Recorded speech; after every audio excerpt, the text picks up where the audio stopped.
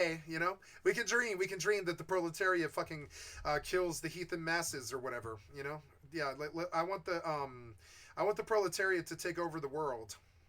which You understand what I mean by that? I love sounding communist when I hate communists. I actually do kind of hate communists. I actually really do. I fucking hate communists, right? But I'll say that I want the proletariat to take over the masses. Absolutely. Now, you couldn't call that communist. That's just the statement that I want the working class to take over. I want the lower class to take over this. And I think we should run the government. And I think we should make sure that the rich people can't steal and all this stuff. I don't know why the government ever had any money in the first fucking place. brings us to today, where on the bright side with gig jobs, you do get to work your own. I think government should be something that people aspire to do for free. And when they enter the chambers, they are given 3 square meals and a place to live.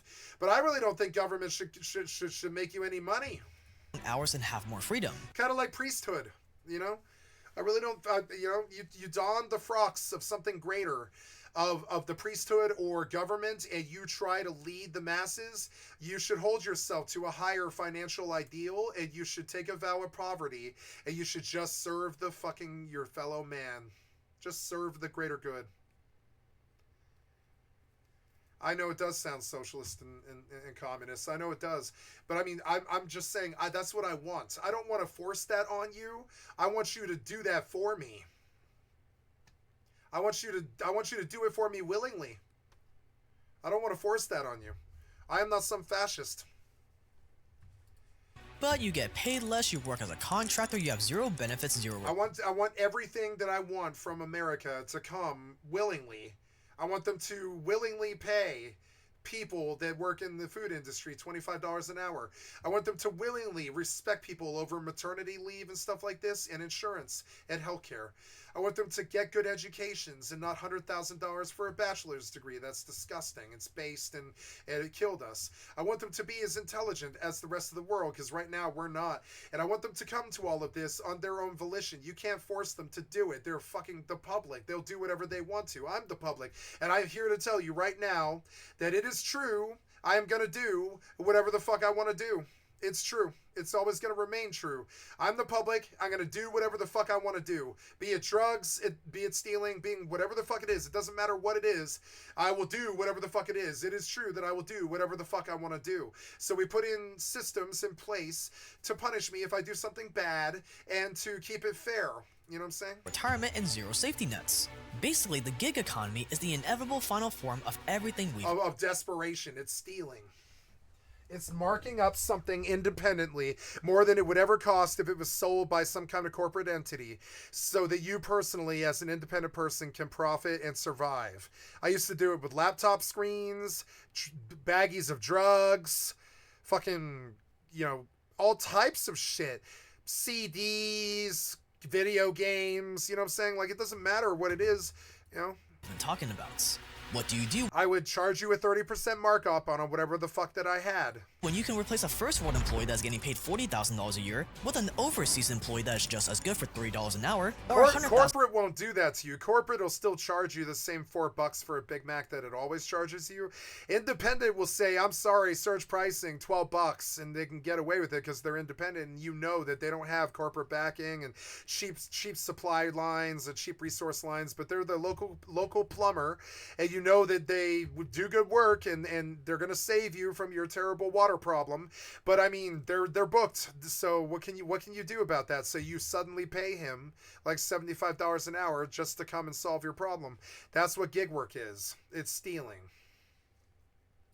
$1,000 per year employee. That's what I think of it as, anyways. It's stealing. You charge whatever the fuck you want to charge, like MMOs. Like when I sell something on New World, right, on the New World market, I might steal from nerds or Hypernet. I'll steal from them on the Hypernet for Christmas packages. I'll charge them $80 million for Christmas packages, like the Grinch. You know what I'm saying? I am literally selling Christmas presents to people at an 800% markup, like the Grinch. You want to tell me I don't believe in capitalism? Right here. They're right here. Oh, no, I'm sorry. There we go. There we go. There's my Christmas presents that I'm selling like the Grinch for $40 million, $100 million. A bunch of them too, and I'm getting takers too. I'm that guy. Ha ha ha ha ha ha ha. Cha-ching. I don't value your holiday traditions. I don't value your fucking religions. I don't value your religious hang-ups. I don't value your fucking problems. And I value the problems if they affect me. You know what I'm saying? It's kind of crazy. It's like it's just weird. And when you get the correct attitude of a tycoon, you just start selling Grinch packages to them at an 800% markup. That is what gig work is. It's stealing. It's putting money where there wasn't money before. So you can take care of your family or ideally go and buy drugs. Because they charge too much for drugs. Doesn't matter what the drugs are. They charge too much for drugs. So most of the time if I steal, it's because I want to buy drugs. Because it doesn't matter whether you're dealing with Walgreens or the fucking... or the liquor store or the tobacco store or the McDonald's. Whatever drug you like, they charge way too much for it. The same way that I'm talking about gig work is stealing. McDonald's still charges way too much for it, and they charge way too much for this, right? So what's the HyperNet? It's a wealth creation, resource exchange, and data routing service. What is the data routing? The data routing is, and I'm here to tell you what it is. It's a secret. They don't tell you. It's a secret. It's a secret. That was a nice club we had once, right? Here's the secret of the HyperNet, and this is true of real life too. Beauty is in the eye of the beholder. Value is in the eye of the beholder. If you say that this Christmas present is worth 100 million ISK, then it's worth 100 million ISK. If they see it sitting there for 3 solid days with a price tag on it that's something that they can easily reach, like $8 or 800 million ISK, they're like, oh my God, I actually really want that Christmas present. And this is me, quite literally. The data is understanding that you create the price of everything. You, the consumer, you create that price. It is not the dealer or the seller. You, the consumer, create that price. When you walk up to something and tell them how badly you want that product, you create that price. So the guy weighs how hard it was to get the product, how much you want to pay for it, and they tell you what the price is. And that is literally the truth. You create the price of everything that you see. If you don't like the price of gasoline, it's because you never talk about it. You never complain about it. You don't do anything about it. It's the same thing. So here I understand that I can make the price of anything to be anything on the HyperNet, and the same is true of real life, and I unlock myself financially the same way every other gig worker unlocked themselves financially. And I began to realize that working 40-hour weeks is for worker drones. They're for people that live a hive mind. For one that's only 10. For anybody with some actual individuality, this is not the right job. Working a cubicle job for your working like as the office is not ideal for people who are as talented as the people that they depicted on The Office. It is not ideal. Anybody is as talented as Pam and Jim and Stanley and Phyllis and all that and Michael Scott and I'm gonna have to say Will Ferrell for some reason, which I just can't even believe I had to say that, and Robert California for some reason. But anyways, $10 an hour. But we had all these other people. Oh, and my favorite one, of course, who was the perky redhead receptionist, Erin. She knows her racehorses. I know my Scottish fold cats. Thank you for depicting something in pop culture that represented me, because I'm not represented. And when Erin made her joke about knowing the husbandry of all those racehorses because she's crazy about racehorsing, I was like, oh my God, there's something on television that I actually finally identified with, and it was Erin talking about racehorses, because I know about Scottish folds pretty well. What do you do when those overseas employees are more motivated, more hardworking, and are just as good with English because these countries are teaching Scottish fold cats. Because English from a young age to compete? What do you do when you have technology that makes the majority? There are rich people in the background right now putting cats in the air to show you how beautiful the cat is and apply ribbons to the cat. They're called cat shows. They exist and they're proof that we're all going to hell. Of the remaining jobs in America useless. Well, it's simple. You fire all the expensive 9-to-5 workers that want all these... I'm gonna go get some Canada Dry, bitch. Yeah.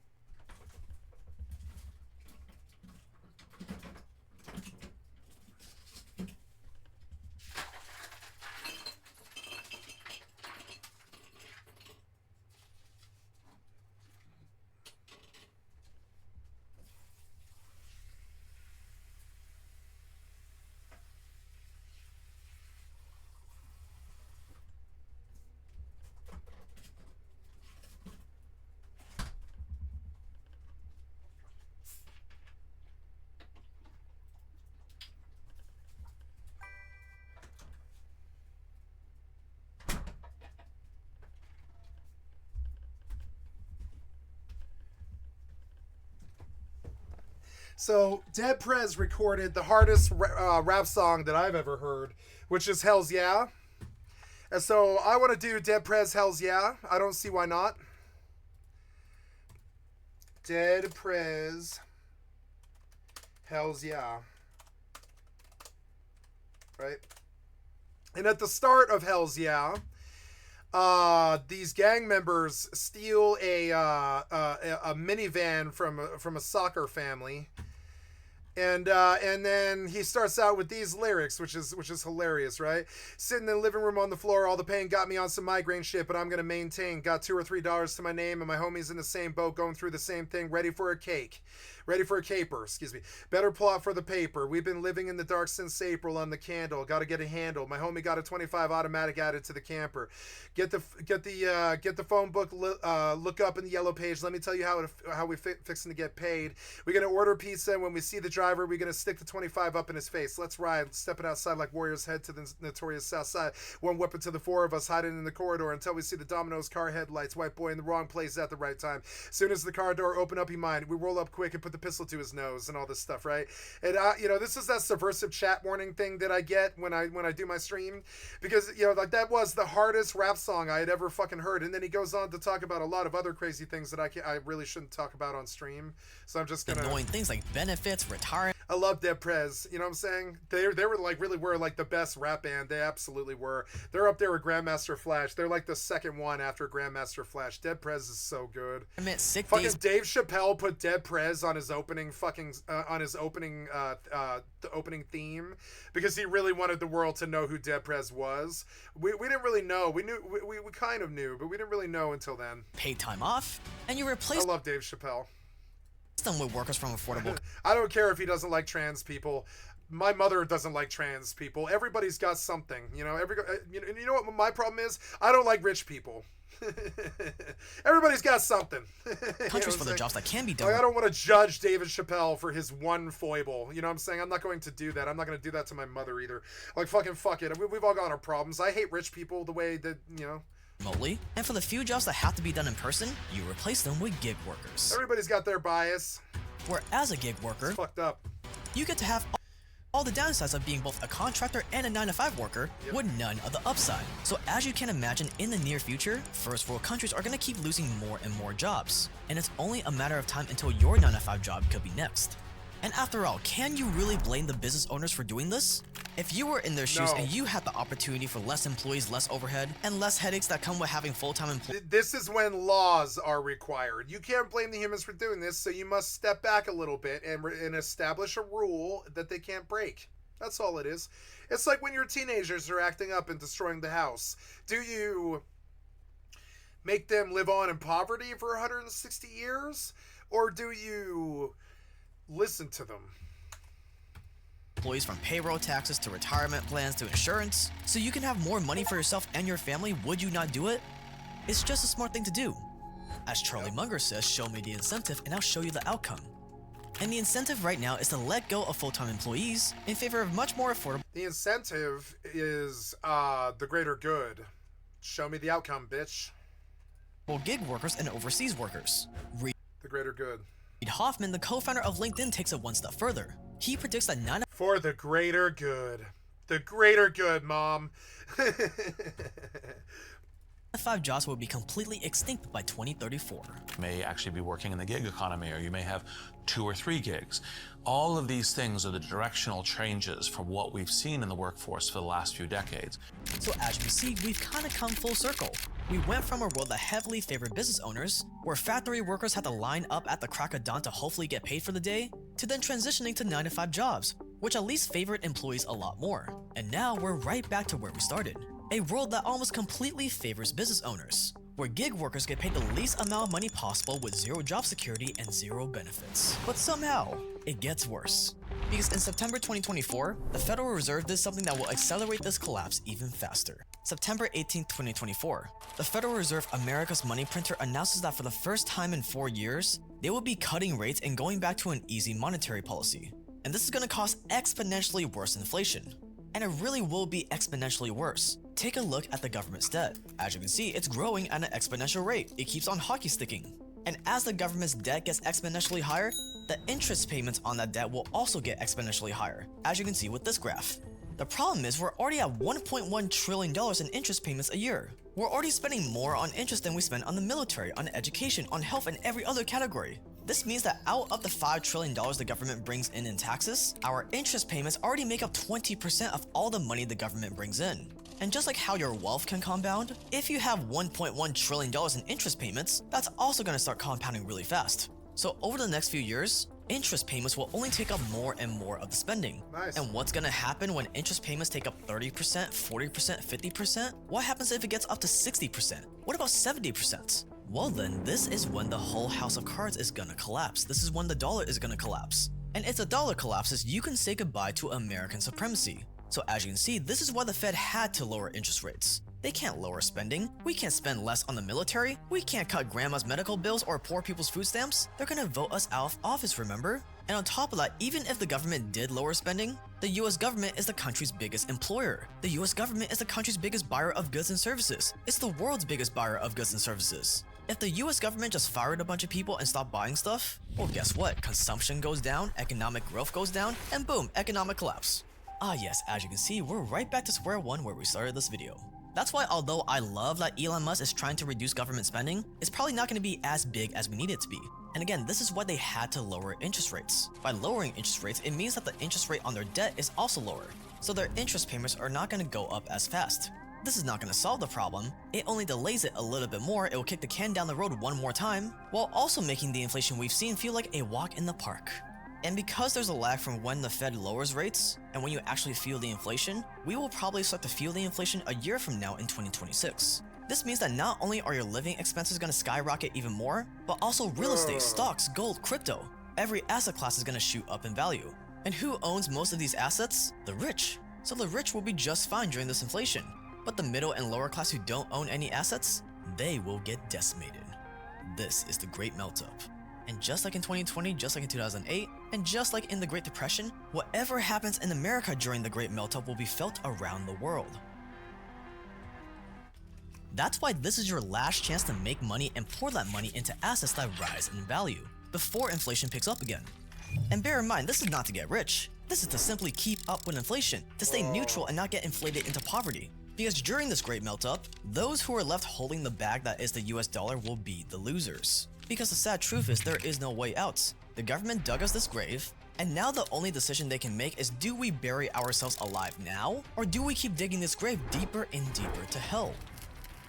Right now, the Federal Reserve's plan is to lower interest rates by 3% by 2026, but we're talking about $33 trillion in debt and growing, so 3% is still way too high. They need to lower rates back down to 0%. They're going to find out all the money's been stolen. They're going to be like, we can't do it. Pockets are out. We don't know where all the money is. But since dropping interest rates down to 0% randomly will lead to more inflation on top of the inflation we already have, that would be political suicide. So the government needs an emergency. They need some kind of excuse, some kind of war, some kind of banking emergency. Just something that they can use as a legitimate excuse to go, well, we gotta lower rates to 0% now.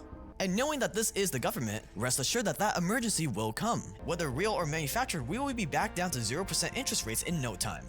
And when that happens, living expenses will soar like never before. Asset prices like stocks, gold, crypto will soar like never before. which means the rich will get richer, the poor will get poorer, and the middle class will start drifting into the lower class, unless they own assets. And as inflation soars, as the dollar becomes a joke, eventually other countries will start losing faith in the dollar. Once that happens, the US government will have no choice but to cut spending. They have to cut food stamps, cut medical bills. But as we talked about earlier, the US government is the country's biggest employer. The US government is the country's biggest buyer of goods and services, the world's biggest buyer of goods and services. So if and when they have to fire a bunch of people and stop buying stuff, well, guess what? It will be a full-blown economic collapse. And in this economic collapse, the US government will have no choice but to turn on the money printer, which will bring in the final phase of the charade: hyperinflation and the collapse of the dollar. And the rich, they will feel some pain from this for sure. But the middle class? Those who don't own any assets will get wiped out. And we will be left with only the rich and the poor. And even if it doesn't get this bad where the dollar collapses under hyperinflation, it's definitely going to make the inflation we've seen look like a walk in the park. If you remember the crisis that we talked about last year that was estimated to be around 2025 to 2028, this is it. This will be the climax of it. But luckily, we do have one saving grace. With Trump in office, whether you like him or not, the market is gonna go crazy like it did in his first term. Taxes are gonna go down just like Trump did in 2017. There will be less regulation. Elon Musk is gonna try to reduce at least some of the government spending. So we could very well be witnessing another American golden age, but only for some. And sure, the lives of the lower and middle class will probably get a little better. Maybe people will finally not get taxed on their tips, which is definitely a much needed improvement. Maybe 9-to-5 jobs will get a little better. But just like during Trump's first term, just like during COVID, the ones that will really benefit, the ones that will really multiply their wealth faster than everyone else, will be those that own assets that rise in value. And what is the fastest way to make a bunch of money so you can actually start buying assets that rise in value while Trump is still in office? By finding some sort of vehicle that makes you money while not being tied to how many hours you work. You have to find some sort of vehicle like this. But as we saw with COVID, not all money-making vehicles are treated equal. Running a small business or a physical business might not benefit you at all. That means these next 10 to 12 months are going to be your one shot to pick the right vehicle for you to make more money, so that you too can jump on this golden age to escape the middle class. But the problem is this golden age is going to go by in the blink of an eye. Just think about how fast the last 4 years have gone by since 2020. This is a very short period of time. If you fail to set something up in the next 10 to 12 months, not only will you miss out on all the assets rising in value, but your savings will continue to be wiped out from more inflation, which will make it even harder to escape the middle class. Because once Trump's presidency is over, 10% of the population is gonna get to look back and celebrate how they just had their biggest period of growth ever, while the bottom 90% will wake up and realize that they're still in the exact same spot they are right now. The question is, will you be part of that 10%? Will you lock in for the next 12 months so that you too can squeeze this golden age for everything it's got? Or will you watch from the sidelines while the 10% takes it all? Because the important thing to keep in mind is that anyone can be part of this 10%, as long as they reject these pillars that have been designed to keep you down, and instead model the pillars that the top 10% use. Because once Trump is out of office, who knows what's gonna happen next? One thing that will happen is the Great Melt-Up. Think about it, the Great Melt-Up has to eventually happen. Government debt is going to keep hockey sticking, and since the government can't afford to go into a recession, they will have to keep lowering rates and printing money. Which means that today, the middle class and the lower class is at a crossroads. On one path, you can lie on your back and accept your fates. You can sit back while Trump makes the market explode. You can wait until the 9-to-5 job eventually gets phased out in 10 years or so. You can wait until Social Security implodes around the same time in 2035 because it's a literal Ponzi scheme. You can hustle and take on multiple gigs, working more than the 40 hours you would be working right now at a 9-to-5, with a very slim chance of ever saving enough to even retire, all the while the Great Melt-Up happens and inflation erases what's left of whatever money you have. Or you can use these next 12 months as your escape, to make the most out of this one final easy money period that we're heading into with the lower rates and Trump. I'm using these next 12 months to make my escape, baby.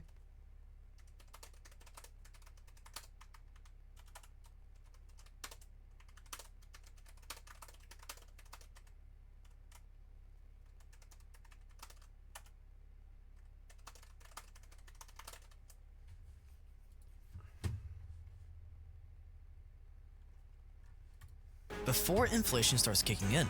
And so there is a lot of hope during this calm before the storm. But how? How are you going to take advantage of these next 10 to 12 months when your 9-to-5 job is already not cutting it? When you're already living paycheck to paycheck or maybe only saving a few $100s a month? How are you going to take advantage of these next 10 to 12 months if investing also isn't cutting it? Even if you dropped $100,000 into the market right now, and it somehow goes up by 100% instead of the average 10% over the next 12 months, that's still only gonna be $200,000. That's definitely not enough to be free. And if you gamble that into shitcoins, most people end up losing all of it. By the way, 95% of people do not make money here. You have better odds in Vegas. So clearly something here has to change. Clearly, if you think like a worker like they condition you in school, then you will get the same outcome as a worker. Getting left behind, staying exactly where you're at while the 10% take it all. That's why in part 2 of this docuseries, we're gonna give you all the principles you need to escape this trap. Where they condition you not to think and wait for instructions, we're gonna show you how to actually take initiative in this world as a free sovereign individual. Where they condition you to trade your soul for a tiny guaranteed paycheck, we're gonna show you an entirely different world where it's impossible not to hit it big, to not hit it out of the park. Where they entrap you in bad debt and terrible deals, we're gonna show you how the rich use debt the right way to actually grow their wealth.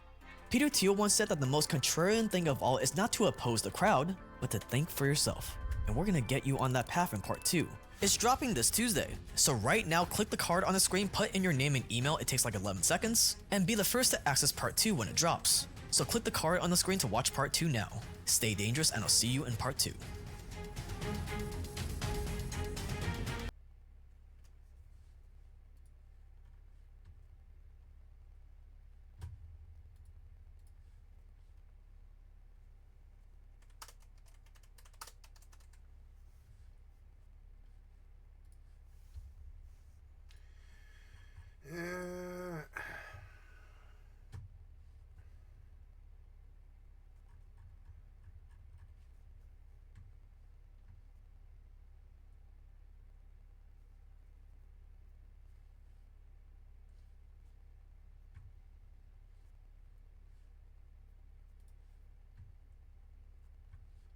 Hello everybody, welcome to another episode of Decoding the Unknown. Thank this you, one Decoding written the by our Unknown. Naldo. I'd like to Thank sub you. to It's your all channel. about the Jonestown Massacre.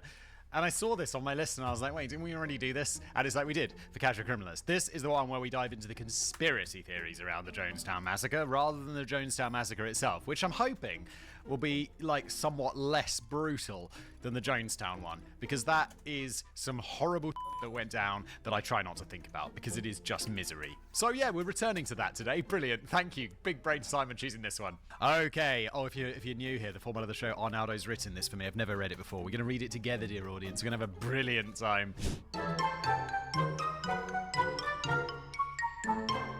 All right, let's get into it. This isn't going to be an easy one, so let's just dive straight in. Oh no. It's going to be easier because it's about conspiracies, right? It's about the CIA doing stuff that they shouldn't be doing. It's going to be easy. Oh, it's not. It's The not going to be. It Jonestown never Massacre is took with place the on November the CIA. 18th, 1978. The last act in Goddamn drunks. Goddamn drunks. a tragedy which involved the People's Temple cult headed by its charismatic and controversial leader Jim Jones. Until the September 11th, 2001 terror attacks, it was the largest loss of life amongst American civilians in a single event. It was a catastrophic happening, one which the general public could not and still do not comprehend. Early, confusing reports about the massacre led the public to believe that more than 900 people had willingly committed suicide at the orders of their religious leader. As is often the case when traumatic, incomprehensible events are followed by patchy reports, conspiracy theories soon began to flow. The most sinister and often repeated theories claim that the killing of hundreds of innocents was orchestrated by American intelligence services, the military, or both. But why? And how? Very important questions when you're talking about conspiracy theories, isn't it? It's like faking the moon Why? landings. And But how? why? And how? I don't Why mean, to and be how? fair, you could be like, well, because the Soviets. I believe I'm going to eat something. I will be right back. I'm going to put something in the microwave. What do I eat today? You know, that could be good. No, I think I want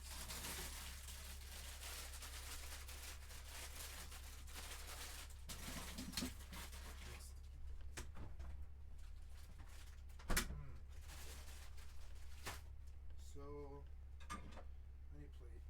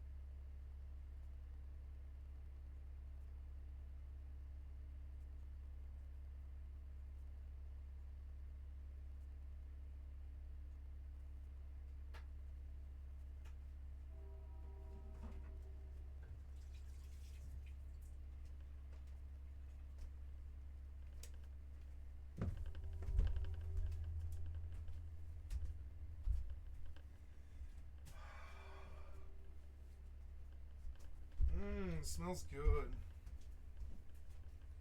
This is gonna be a good Mexican meal. Oh yeah. It's the space race, all of that stuff. I mean, the why. God, I love my job. I get to eat taquitos and watch Simon Whistler and play video games for a living. It's the best thing I ever did. Yeah. Now.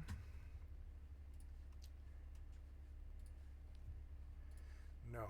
I guess, yeah, that's all I really needed to do here. I'm going to just leave.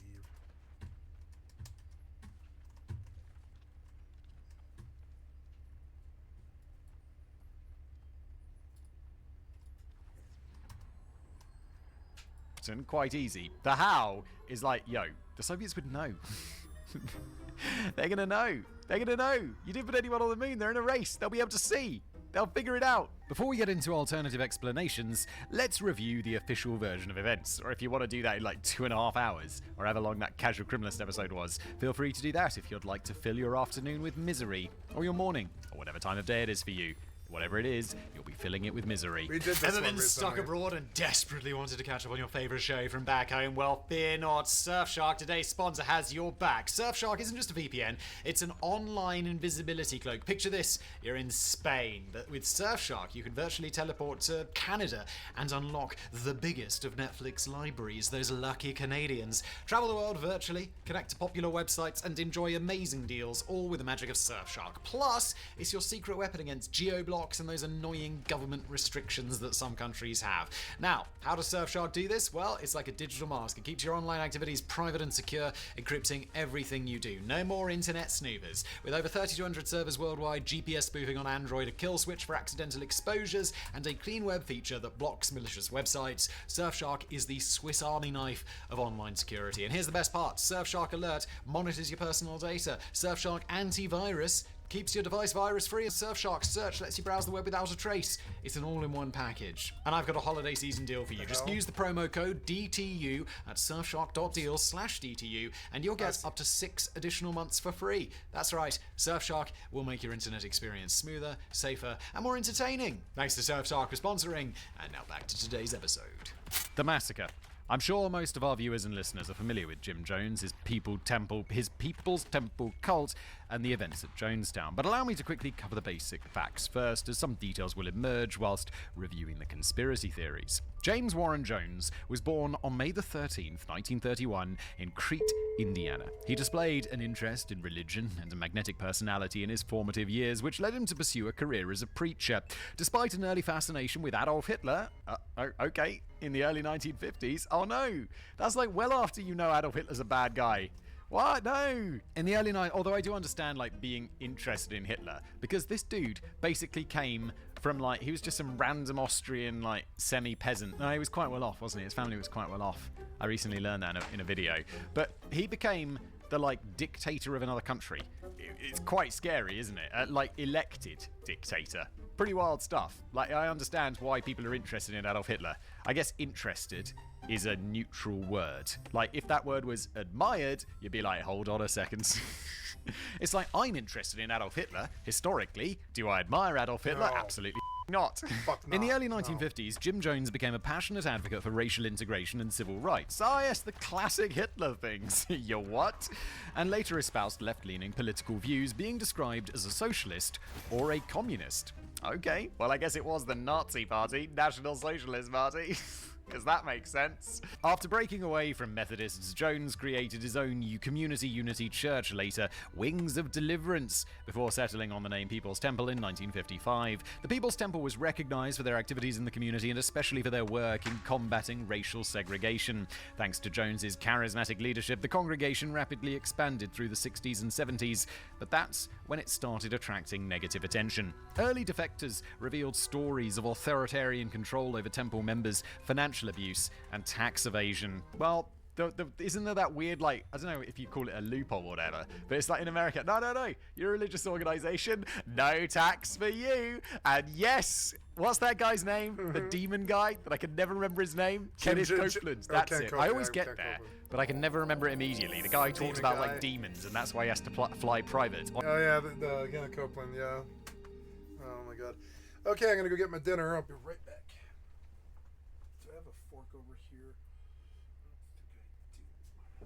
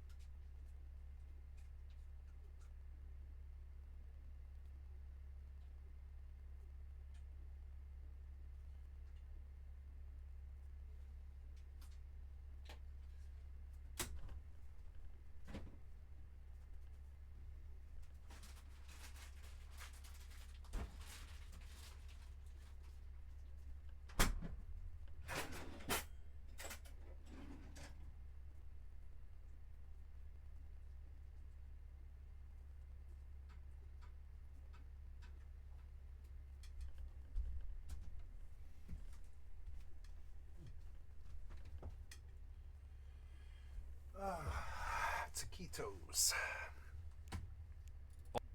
On his tax-free jet. Like, what the I think I should be like, I mean, I don't think it works where I live, but I'll just be like, every episode I'd begin with, let us pray. Hello, everyone. Welcome to another episode. Because that would be excellent.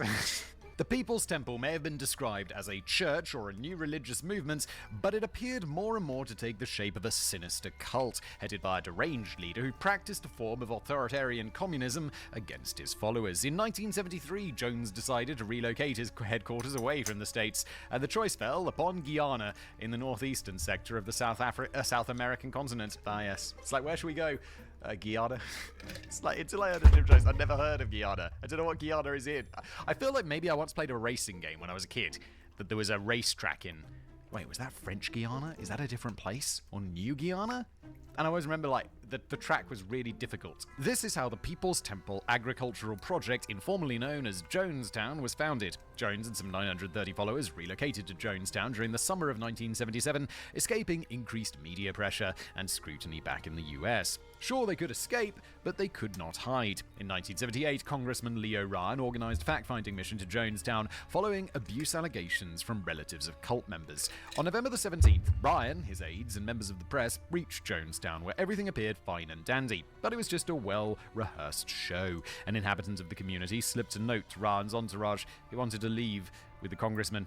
The following day, after one of Jones's followers attempted to stab the congressman, that wasn't in the rehearsal, Ryan left the compound with 14 defectors, heading for the Port Kaituma airstrip.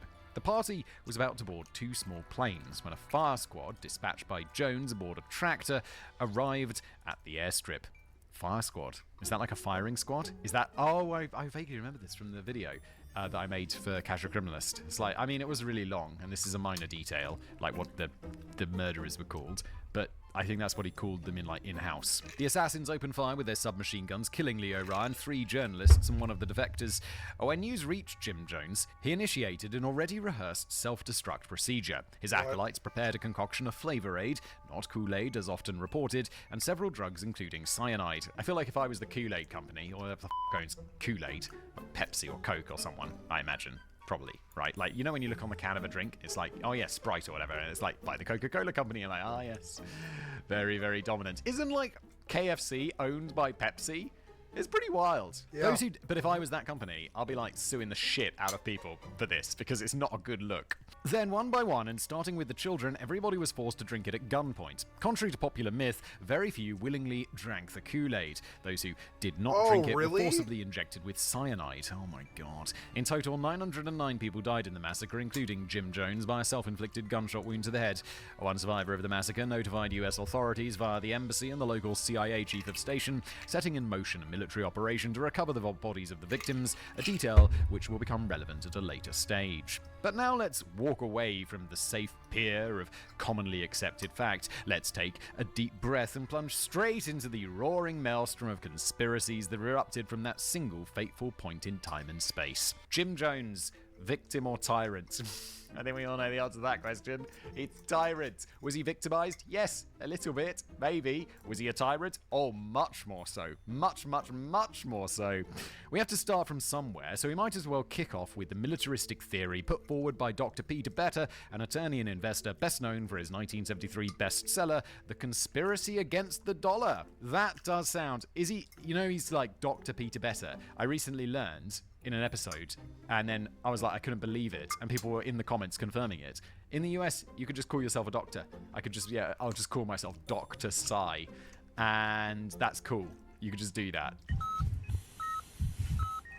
I have no idea what I'm doing.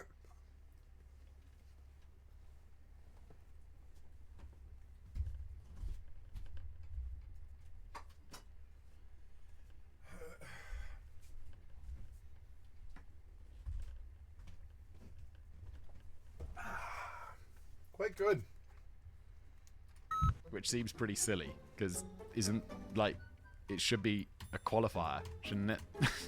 America, come on, get it together. Sort this and the church tax thing out. Come on, let's go. Kenneth Copeland needs to pay for that jet. In the mid to late 1970s, Better became known for recording audio newsletters on cassette tapes, in which he spun conspiratorial yarns on a broad variety of topics. Whoa, was Peter the original podcaster? Holy These cassettes may be considered a lo-fi precedent to current podcasts, and I like to think that we've now just established a debate across time in which the voices of Better and Whistler battle across technologies and decades for the minds of listeners. You're going to be an old-ass man now, Peter.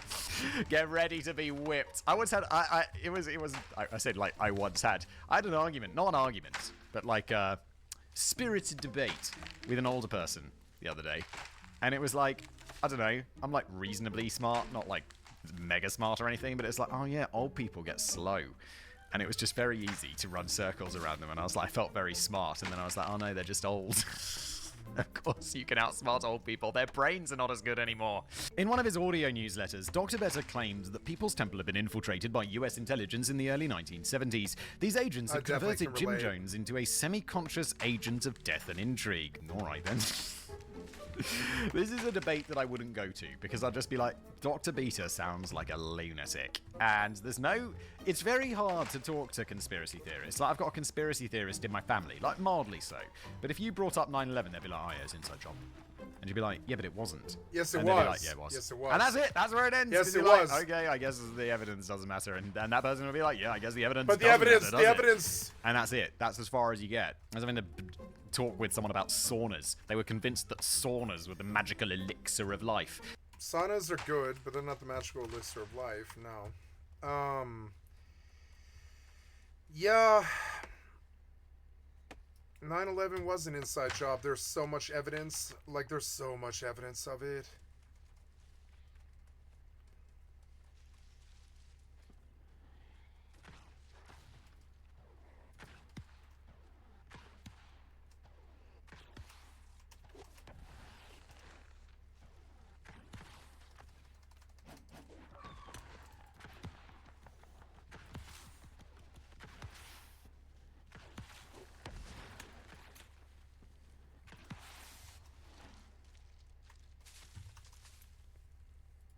And I'm like, well, maybe. There's very little emerging science on that, and not really that emerging. Yes, There's there lots of is. other stuff which no one takes seriously that has better science than saunas being healthy. I mean, of course, you other mean than like saunas? you're sitting No. in a hot room, so your heart's going to be slightly elevated as if you go for like, I don't know, a brisk walk or something. And it's like, yeah, go for a brisk walk is good for you. Raising your heart rate is good for you. So yeah, why are we talking about this? I'm sorry.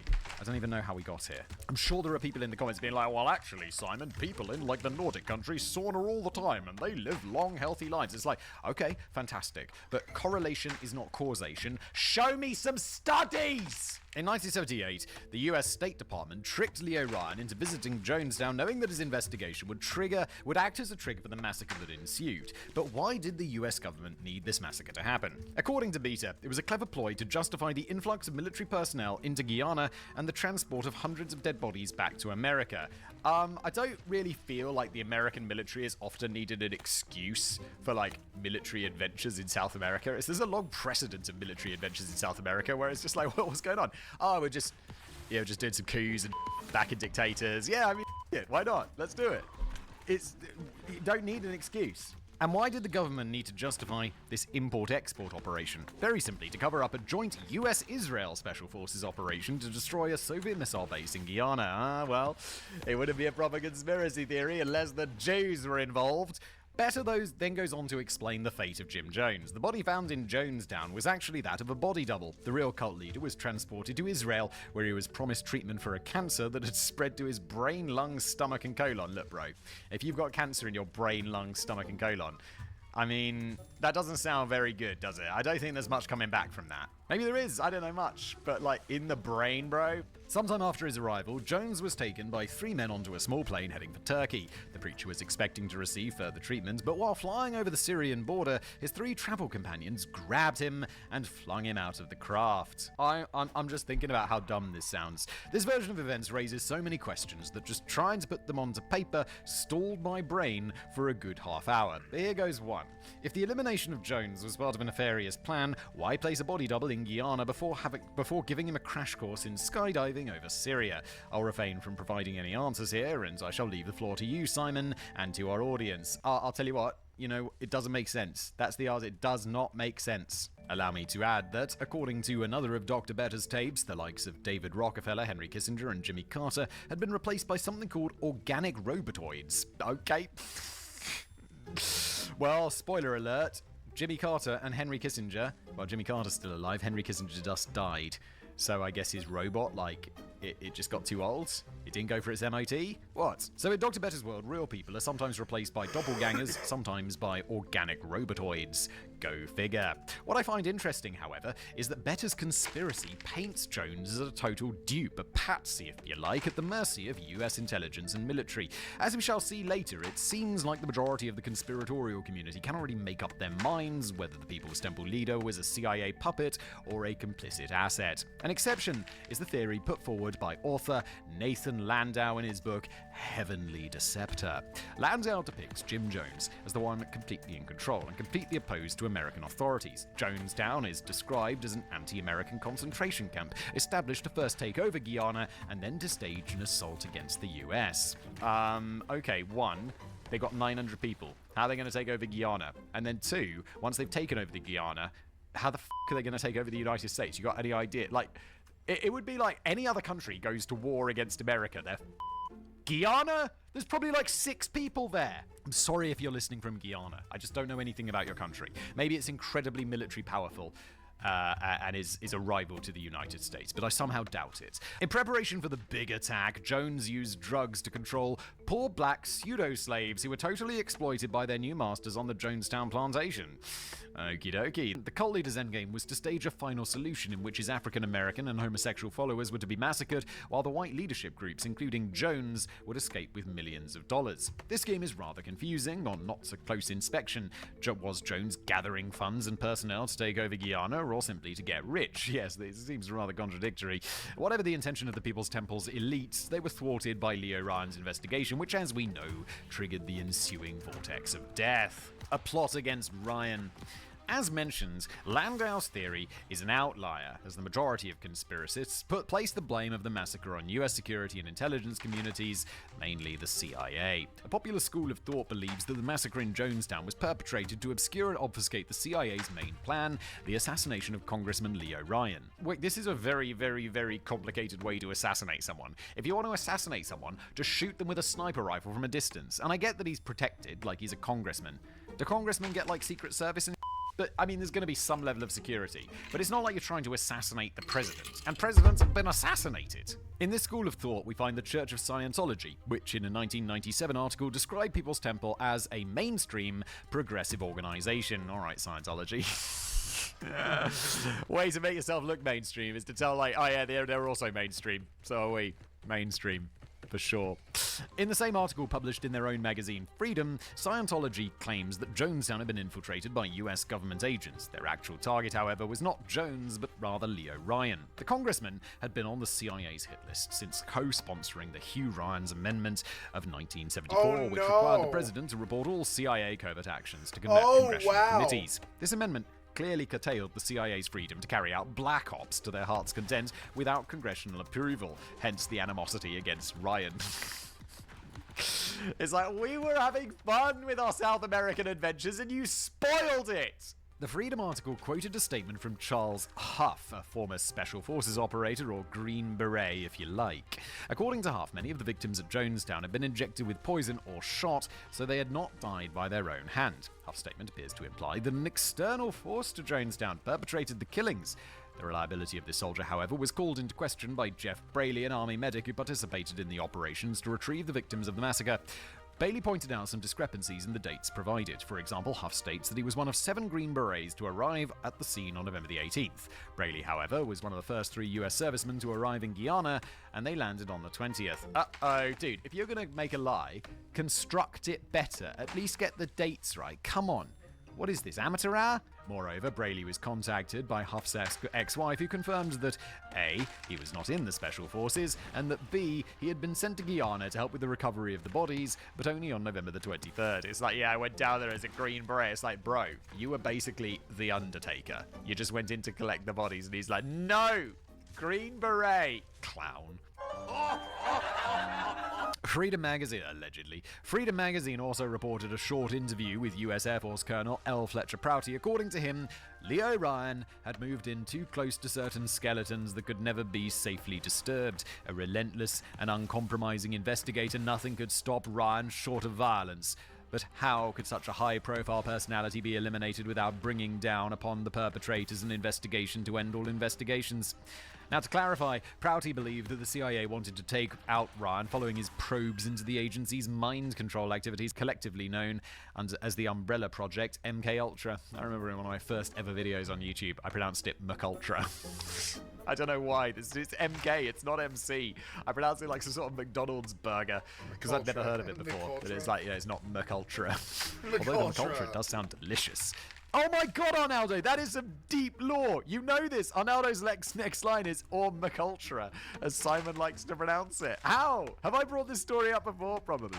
The article goes on to claim that a very real possibility is that by making the assassination part of an even larger catastrophe, the central drama itself would be obscured. To paraphrase, according to Prouty, the CIA orchestrated the massacre of almost 1,000 individuals to cover up the assassination of one single bothersome congressman, which sounds a tad excessive, even by the nefarious standards of the deep state and its minions. I will point out that Colonel Prouty is the author of the book JFK, the CIA, Vietnam, and the Plot to Assassinate John F. Kennedy. The title, rather self-explanatory, but in brief, the book alleges that the CIA plotted to assassinate President Kennedy after it vowed to disintegrate the agency. Curiously, in this scenario, the CIA did not cover up the assassination of the president by strafing Dealey Plaza or nuking Dallas. Another theorist placing Leo Ryan center stage is Lori Ephraim Kahalas, a former member of the People's Temple.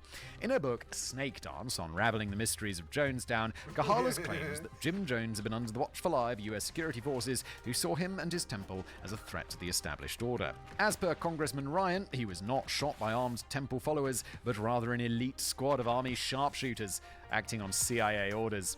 Again, the motive was Ryan's support of the 1974 amendment. The assassination was cleverly staged so as to put the blame on the People's Temple, prompting Jim Jones to initiate the mass suicide of his followers. This way, the CIA had craftily gotten rid of two thorns in their side. One of the pieces of evidence cited by Kahalas is the type of tractor used by the assassins to approach Ryan and his party at the Port Kaituma airstrip. After reviewing footage of the event, Kahalas identified the vehicle as a Massey Ferguson 178, a custom-designed military tractor that was not in use in Jonestown. The claim was refuted by historian and military researcher Christopher Knight Griffin in a paper written for the University of Maryland. When you're writing a paper for a university, that sounds a lot more legit than just writing a book about CIA kills. Come on. Knight Griffin states that the tractor was actually a Massey Ferguson 185, not a 178, and points out that this model was actually in use at Jonestown, as proven by forensic photographs taken by the FBI. If I can add my own 2 cents here, both Kahalas and Freedom Magazines claim that the CIA killed Ryan because of his championing of the 1974 Amendment against covert operations. That piece of legislation is officially known as the Hughes-Ryan Amendment. The other senator involved, Harold Hughes, died in 1996, aged 76, from complications of emphysema. It's like, no, they just took out the Ryan dude. Like, the other guy's fine. Except it obviously got pushed through. I'm surprised they just didn't rename it. No offense, Hughes. But if the dude died, I feel like they should just call it Ryan's Act. You know? And he's even the second name. It's not Ryan Hughes, it's Hughes Ryan. So my rhetorical question is, what made Ryan so much more dangerous and assassination-worthy than Harold Hughes? But let's take a look at another theory involving Leo Ryan. This may appear more credible as it was put forward by Galen Joe Holzinger, a friend of Ryan's who worked as his top aide. In 1979, Holzinger released an interview to journalist Tom Whittle, writing for STAND, which stands for Scientologists Taking Action Against Discrimination, by the way. No. In the interview, Holzinger claimed that Ryan had been investigating the MKUltra program at MKUltra in the months preceding his ill-fated trip to Guyana. Once again, we encountered the theory that Ryan was assassinated due to his interest in the CIA's mind control projects. Speaking of which, Holzinger later declared that the CIA operatives within the US Embassy in Guyana had been using Jonestown as a wildcat behavior modification experiment. Right. It's just like conspiracy theories. It is like, oh yeah, keep it simple. Just keep it simple. Because usually, life is simple. Yeah, and then when you're like, oh yeah, we're also looking for these mind-controlling wildcats. It's like, like, really? Did we have to go this deep? People are just not this complicated. Who's that? Oh yeah, it's the lizard people. Oh no, it's Nazis on the other side of the moon. No! Holzinger further put in doubt the official version of the massacre, disputing that the majority of the victims in the commune did not kill themselves, but were rather murdered with firearms and injections of cyanide. To corroborate this fact, he cited the autopsy findings of Dr. C. Leslie Mutu, Guyana's chief medical examiner, who estimated that more than 700 victims of the massacre had been murdered, debunking brainwashing. Alright, so we already paid 2 visits to the McUltra drive-thrus. Leave me alone, Arnaldo! Leave me alone. So I guess it's time to provide some context. MKUltra was the latest incarnation of the CIA's experimental programs on behavioral modification techniques, following early predecessors, Artichoke and Bluebird. This program had been a close-guarded secret, and almost all of the related documentation destroyed. A stash of financial documents survived, however, prompting an inquiry carried out by the US Senate in August 1977. The Senate interviewed the CIA director, Admiral Turner, who described MKUltra as such. MKUltra was an umbrella project under which a broad spectrum of sensitive activities was financed. Some of these activities dealt with research into behavioral modification, primarily by means of drugs and hypnosis, involving tests on human volunteers and, in some cases, unwitting subjects. So basically, that's a short way of saying, yeah, we drugged people who didn't know they were being drugged to see if we could control their minds. Holy CIA. No wonder there are conspiracy theories about you, because some of the actual you got up to is totally wild, dude. The initiative had been kicked off by CIA Director Alan Dulles in 1953 and was shut down by his successor, John McCone. Another McDonald's-sounding dish right there. I love McDonald's. In 1964 for 2 very good reasons. First of all, McCone was worried about the ethical implications of experimenting without the informed consent of the subjects, as he should be. And second, the program had yielded a grand total of 0 operational results. You see, the main objective pursued by MKUltra investigators was mind control, which could be achieved by first wiping out an individual's personality and then replacing it with another set of beliefs and behaviors, or even with pre-programmed actions, which could have been triggered by pre-established signals. Bro, your brain is not a floppy disk. Did they have floppy disks back in the day? When was this taking place? The 60s? Probably not, right? They probably had like those, was it 5.5-inch floppy disks? Or whatnot? This is a process popularly known as brainwashing. CIA contracted researchers such as chemist Sidney Gottlieb or psychiatrist David Ewan Cameron infamously used LSD or electronic devices to cancel their subjects' personalities. In that they succeeded. Really? I mean, I guess so. If they give you enough LSD, you're going to be like, But they could not complete the second phase of the brainwashing process, i.e. reconstructing their personalities. The CIA's, and especially Alan Dulles' interest in brainwashing, stemmed from the alleged successes achieved by the Soviets and their allies in similar fields. Several high-ranking politicians, even clergymen in Eastern European countries, appeared to oppose communism, but after a brief disappearance, they re-emerged as fanboys of Moscow. That doesn't necessarily mean they were brainwashed. It's like, bro, if you don't start talking about how awesome communism is, we're gonna murder your family. And your family's family. And you're like, okay, go Stalin! Woo! One notable example was Hungarian Cardinal Joseph Mindzenty, tried in 1949 for treason against the local communist government. While displaying a zombie-like demeanor, the Cardinal admitted to all kinds of nefarious actions, even planning a Third World War. Sounds like the Cardinal's on a bit of drugs, doesn't it? He's just having an LSD trip. It's like, I was planning World War III. He'll like sober up later and be like, what the f*** am I talking about? Holy shit.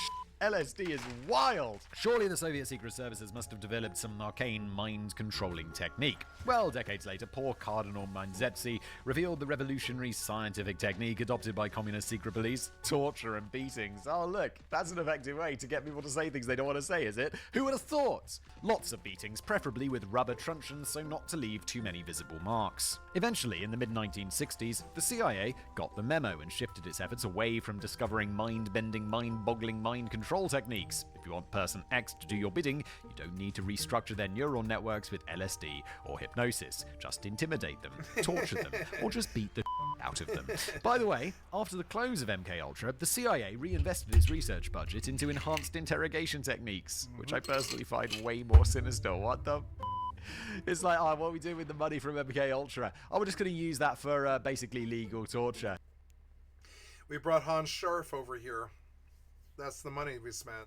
Yeah, we've developed this thing called waterboarding. It's wild. It makes people think they're drowning even though they're not, so you can just do it over and over again forever. You're like, hell, CIA, what the fuck? But the point of this long detour into CIA, oh yeah, we're making a video about Jonestown. I was enjoying that though. I loved the CIA mystery is the following. By the late 1970s, MKUltra had already been shut down and disproven. Brainwashing wasn't really a thing. The Senate was already investigating the program, and the trained cat with an implanted listening device was pretty much out of the bag. The cat with the listening device, that was part of an MKUltra sub-project, by the way. Yeah, Acoustic Kitty, Project Acoustic Kitty, where they tried using cats to spy on the Soviet embassy in Washington. Why not? So, if the CIA didn't want lone Congressman Ryan to probe into MKUltra, they might have had the same level of animosity against both senatorial groups in charge of the hearings, the Select Committee on Intelligence and the Subcommittee on Health and Scientific Research of the Committee on Human Resources. The reason I know that Acoustic Kitty thing is because I've made videos about it many times. Sometimes I'll have these amazing moments in life where I'll just be out with my mates or whatever, and someone will bring something up and I'll be like, yeah, 1963, when that happens in this, with that. And my mates will be impressed, and I'll just stay silent, but it just happened to be one of those times where it's like, yeah, I literally made a video about that today. And I just sound like super smart. I am too smart. I am so smart. SMRT. And I yet mean none of them were targeted with SMART. assassination, let alone an assassination followed by the massacre of an entire community. Going back to another of Holzinger's claims, he stated that Guyanese forensic Dr. Leslie Mutu had concluded that more than 700 people at Jonestown had been murdered. Dr. Mutu actually examined the bodies of 100 adults at Jonestown, not all of the victims. He found that 83 out of these 100 presented needle punctures on the backs of their shoulders, suggesting that they were injected with cyanide against their will. Moreover, 260 children were found dead at Jonestown, a tragic occurrence caused by their parents or temple leaders. Taking into account the children's deaths and the extrapolation of 83% of adults killed against their will, it's difficult to disagree with Dr. Mutu. However, these forensic findings do not and cannot reveal who killed the inhabitants of Jonestown. Initial hasty accounts of the event portrayed the event as a mass suicide. The first report of the tragedy unfolding at Jonestown came from Odell Rhodes, a member of the People's Temple, who had escaped from the carnage. Yeah, In move. the early hours of November the 19th, he reached a police outpost in the town of Matthews Ridge, from which he contacted the US Embassy in Georgetown, the capital of Guyana. The communication was picked up by James Adkins, the CIA chief of station. Rhodes alerted Adkins about the murders and suicides taking place in Jonestown. Adkins then notified Washington, and the CIA headquarters issued a further alert on their National Operations and Intelligence Watch Officers Network, or NOIWAN.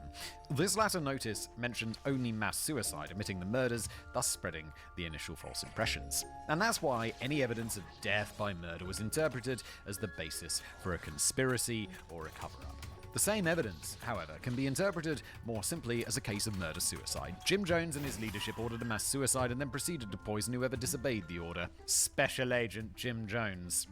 Next on our roster of theories, we have another school of thought, according to which Jim Jones had been an FBI and later a CIA agent since the 1950s. The chief proponent of this approach is author, investigative reporter, and documentary film producer Jim Hohan.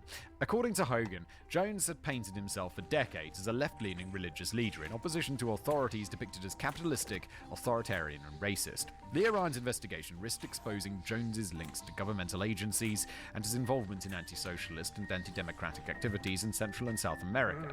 Get to those in a jiffy. At the same time, the congressman threatened to embarrass the CIA by linking Jones to some of the agency's most volatile programs and operations. Therefore, it is possible that either the CIA instigated the massacre in order to cover up this dangerous liaison between government intelligence and a cult leader.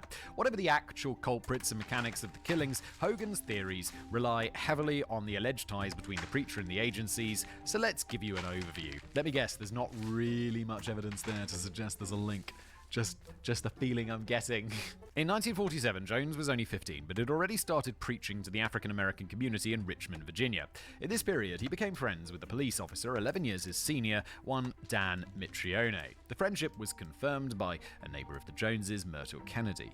The nature of this friendship is not clear, but Hogan ventures two possibilities. Either Mitrione was counseling Jones in the way policemen sometimes counsel children, or their relationship may have been professional. Mitrione may have recruited Jones as an informant within the black community.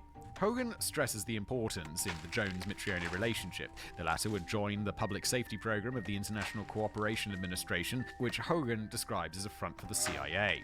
The public safety program was in charge of training police forces in countries friendly to the US, which Mitrione would eagerly do, specializing in torture techniques, which became all the rage in South American dictatorships.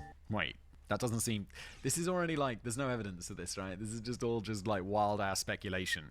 In the summer of 1951, Jones went to study law at Indianapolis. While there, he attended some left-wing political meetings, sometimes taking along Ronnie Baldwin, the 11-year-old cousin of his wife, Marceline.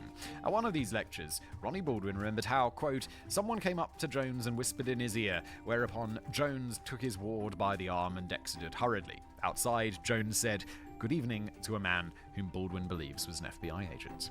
Based on this testimony, Hogan speculates that Jones may have been working with the FBI to spy on leftist political gatherings. The friendship with Mitrione and the testimony of an 11-year-old makes flimsy evidence to prove that the cult leader may have been in cahoots with government agents. Yes, you just made shit up. This is not anywhere close to even circumstantial evidence. But Hogan suspects that Jones may have carried out the CIA's bidding on 3 separate occasions in 3 Central and South American locations: Cuba, Guyana, and Brazil. Let's start with Cuba. According to a story published by the New York Times in March 1979, Jim Jones visited Cuba after Fidel Castro's rise to power in February 1960.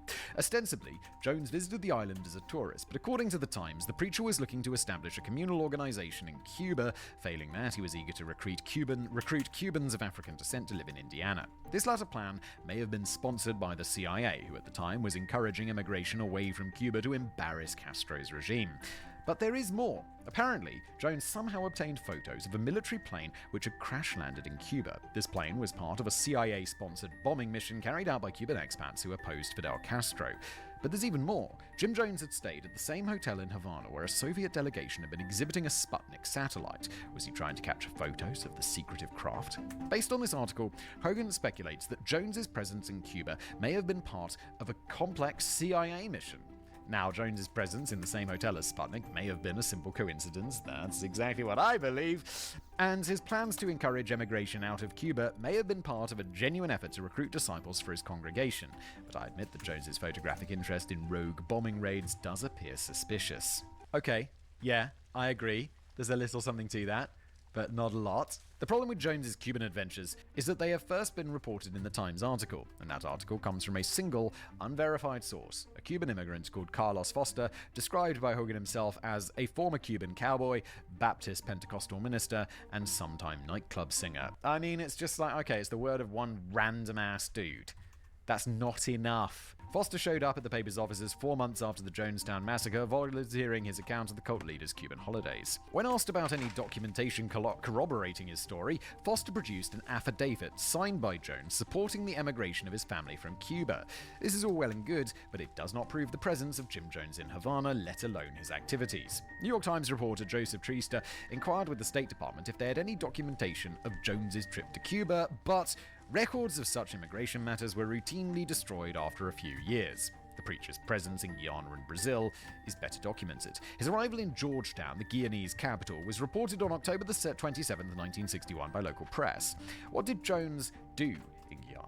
Officially, he did what he did best, preaching and proselytizing. But Hogan and other authors such as John Judge, Michael Mears, and magazine Covert Action are not convinced. Magazine Covert Action sounds pretty exciting. When the People's Temple leader landed in Guyana, he delivered several speeches against Guyanese clergy, accusing them of impoverishing the local population and driving them into the arms of communism. The authors I quoted believed these speeches to be out of character as they contradicted Jones's leftist convictions. In general, they believed that Jones's presence and activities in Guyana were part of a complex CIA plot designed to undermine and destabilize the socialist government of Prime Minister Cheddi Jagan in favor of the US-backed candidate Forbes Burnham.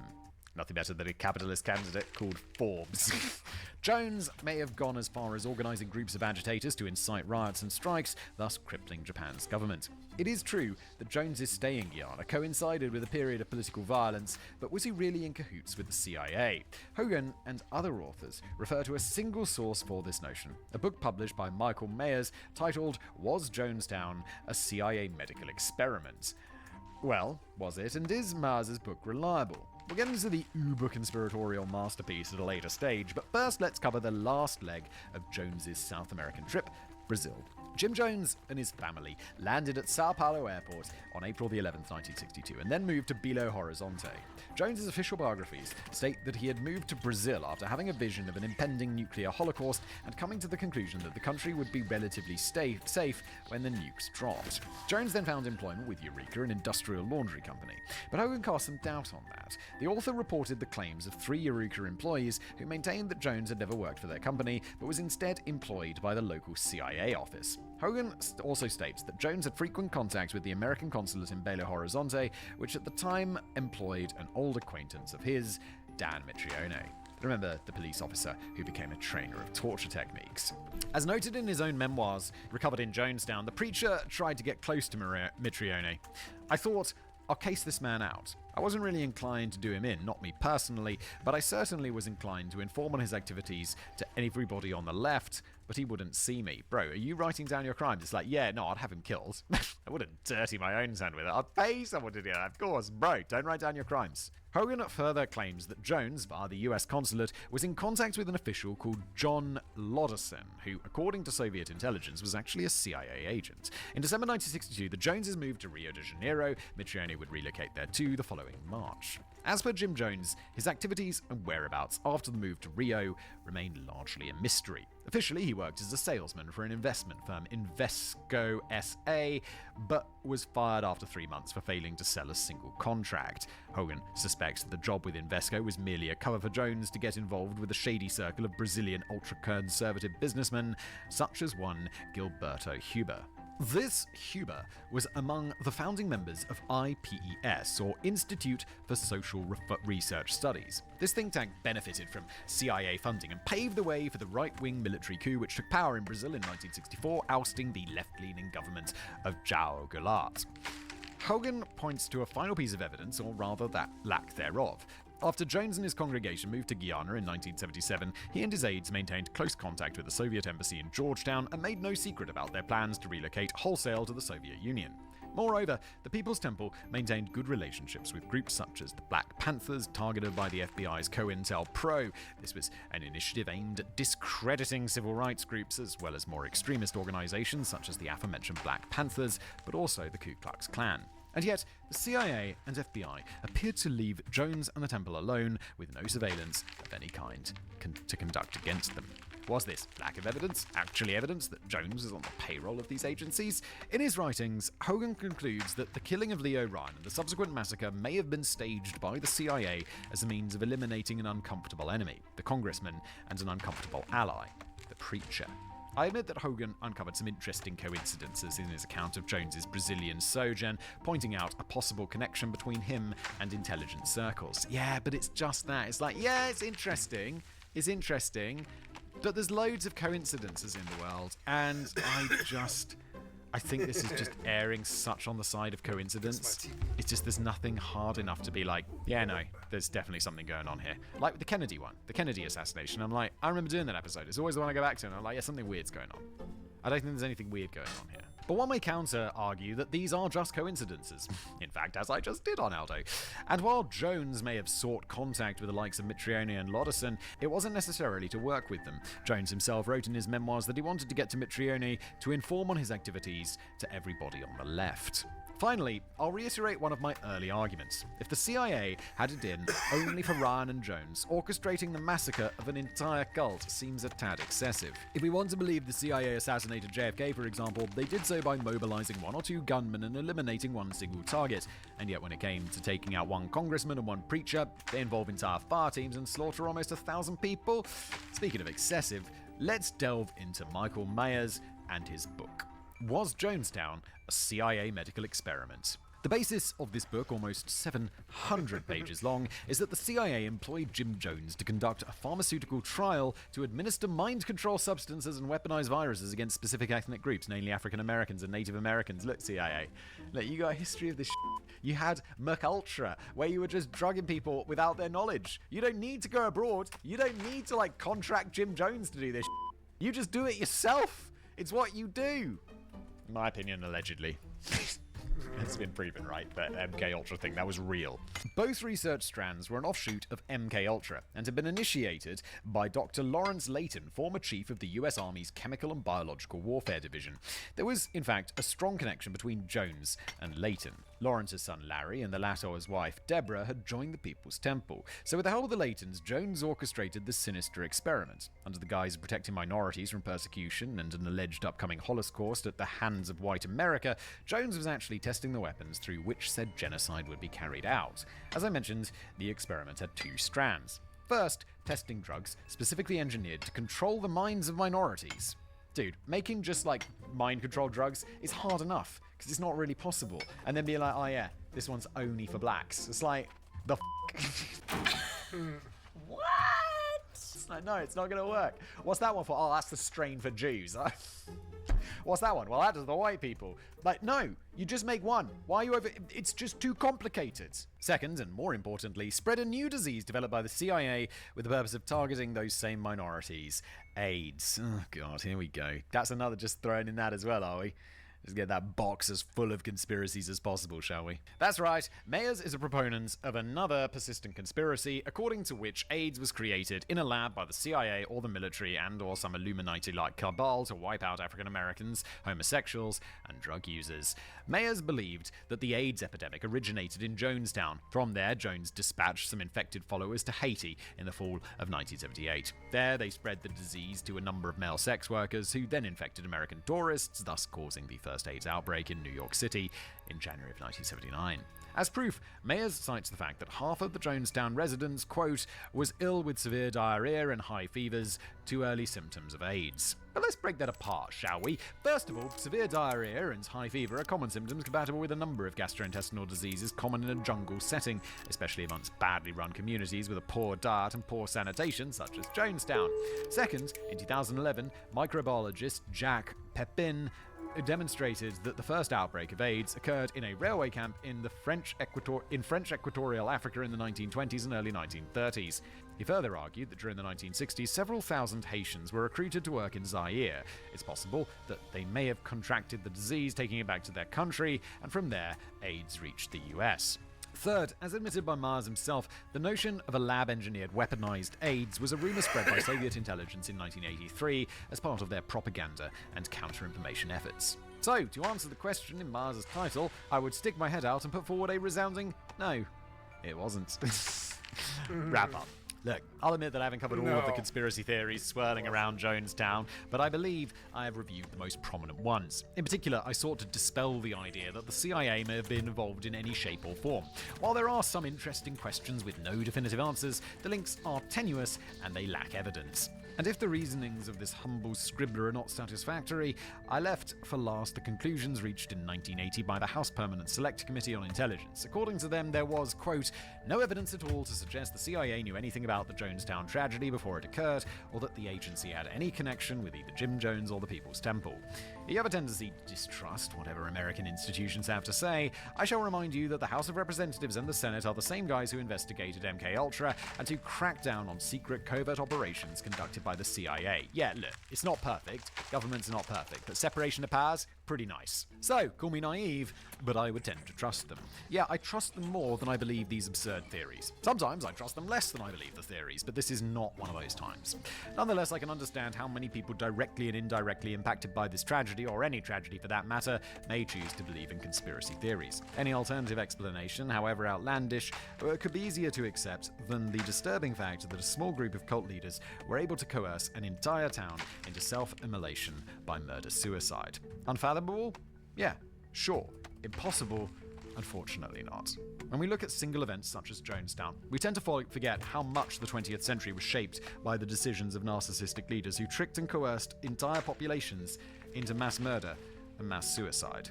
To quote some contemporary examples, while Jim Jones was forcing his followers to swallow cyanide, Pol Pot and his Khmer Rouge in Cambodia were perpetrating the annihilation of their own people. Generals in Brazil or Argentina were dropping dissidents from planes or torturing them with electric prods in basements and garages.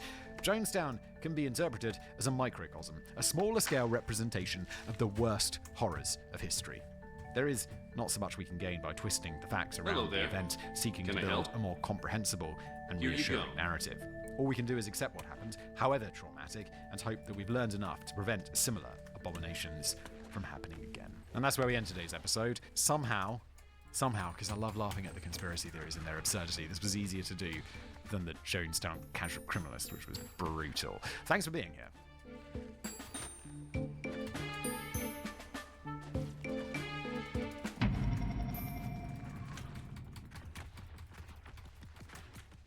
Hello everybody, welcome back to a brand new episode of Decoding the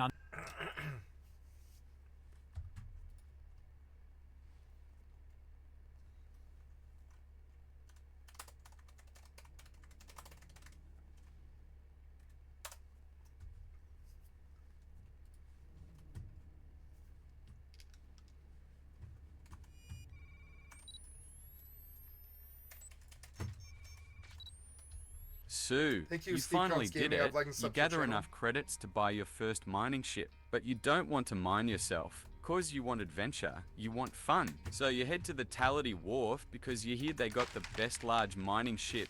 So you head there and buy a large mining ship. Always remember, for this to work without a possible bug, always choose medium to high preset and adjust the fitting from there. Step 1, check if your pilot has at least 1 star rating. Otherwise, you won't be able to do auto mine. You can do this by selecting the ship, then open comms, then once the captain's screen opens, select work somewhere for me. The captain information will be displayed on the upper right side of screen. He or she must have at least 1 star on pilot skill. Note that this is the reason why we chose medium to high preset, because in low preset you tend to get less than 1 star captain. In high preset you are guaranteed to get at least 1 star captain. In medium... This was helpful, yeah.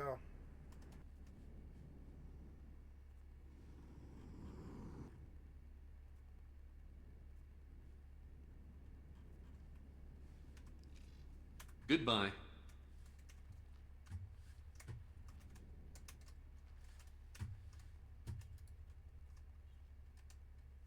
Wait, did I buy a ship?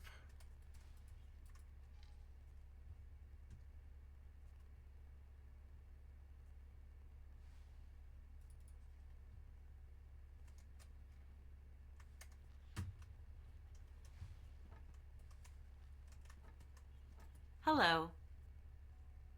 2 million credits. Goodbye.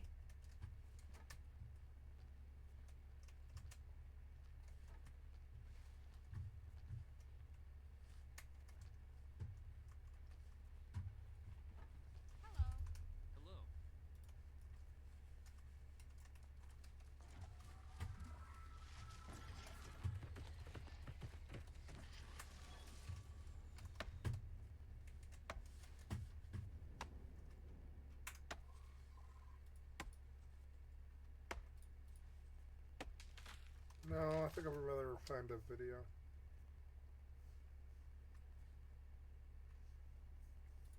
medium preset, it's a bit 50-50 chance. However, this will only apply if it's your first time to buy a ship on a certain wharf. If you always buy on same wharf, you will always get less than 1 star regardless of preset, so keep that in mind. You can change your mining ship pilot with a higher star pilot skill level, just go to player information. Personnel management. Scroll down and select a service crew or marines that has 1 star or higher star pilot rating. Note that avoid selecting a captain of other ship, as this will tend to cause problems on that ship if you move its captain while it's performing a task or in the middle of a battle. Once you selected a 1 star service crew, right click on that crew and select work somewhere else for me. Then find your new miner on the list of ships, right click on that mining ship and select captain and select assign. Now that you're done with the first step, let's do actual auto mining. Now select your new miner and select information on the left menu bar. After pressing information, press behavior. On behavior menu window, change the hold position to repeat orders. Make sure you press confirm first to save the changes, otherwise this will not work. Step 3. Give your miner the order to mine and sell. This order will be repeated until it is changed or until the order is cancelled or the miner gets destroyed. Once you found the best system to mine, right-click on the asteroid belt and select mine. We will know what mineable minerals on a map. If we drop resource probes on the asteroid belts, we will link a video of how to select the best system to do mining operations using a scout ship. For now, let's continue with the video. For this example, we select this system because it has a lot of silicon. And at the same time, there's 3 stations present where we can repeatedly sell silicon for almost unlimited source of money. To start mining in a chain, select the miner with at least 1-star pilot skill, right-click the asteroid belt, select mine. This example we mine for silicon, then repeat to 2 more spots to mine for silicon. Doing this will make sure your miner will be full before it will go to the station. To sell, after selecting 3 spots to mine, right-click the refinery and select Sell To. Select the mineral that your miner is mining. In this case, it's silicon. Do not forget to set the price to the lowest sell price. This is very important to make sure the station will always buy your miner's silicon every time it docks and performs a trade. After selecting the correct mineral that your miner is mining and setting the price to lowest, hit confirm to apply the changes. This is very important, otherwise the order will not apply and your auto mining will never work. That's it. Your miner will be on its way to mine and sell repeatedly for you. Remember that you should aim for large miners to be able to mine more minerals and survive better from an attack. Summary of this guide. Step 1. Buy a miner preferably large size and make sure to assign at least 1-star captain on that miner. Step 2. Right-click your mining ship, select information, select behavior, change hold position to repeat orders, and then hit confirm. Step 3. Right-click the asteroid belt, select mine, do this 3 times, then select the station where you want to sell the minerals. Set the price to lowest and hit confirm. If you find this video helpful, please hit like and subscribe to our channel for more tips like this. Thank you for watching and stay safe.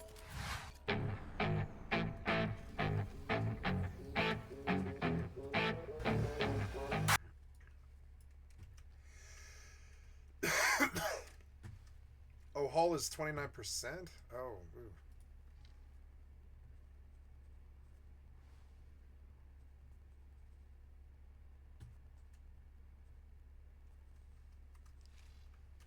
Wait, deposit inventory. Oh, there's no pile on board. Okay.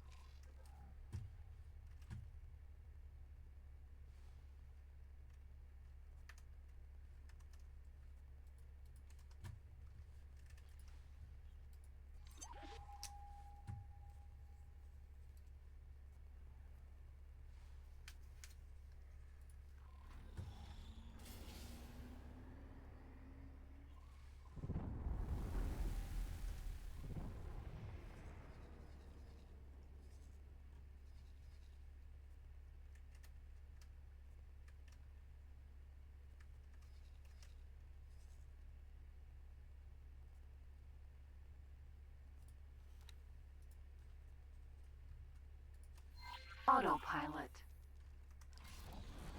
Engaged.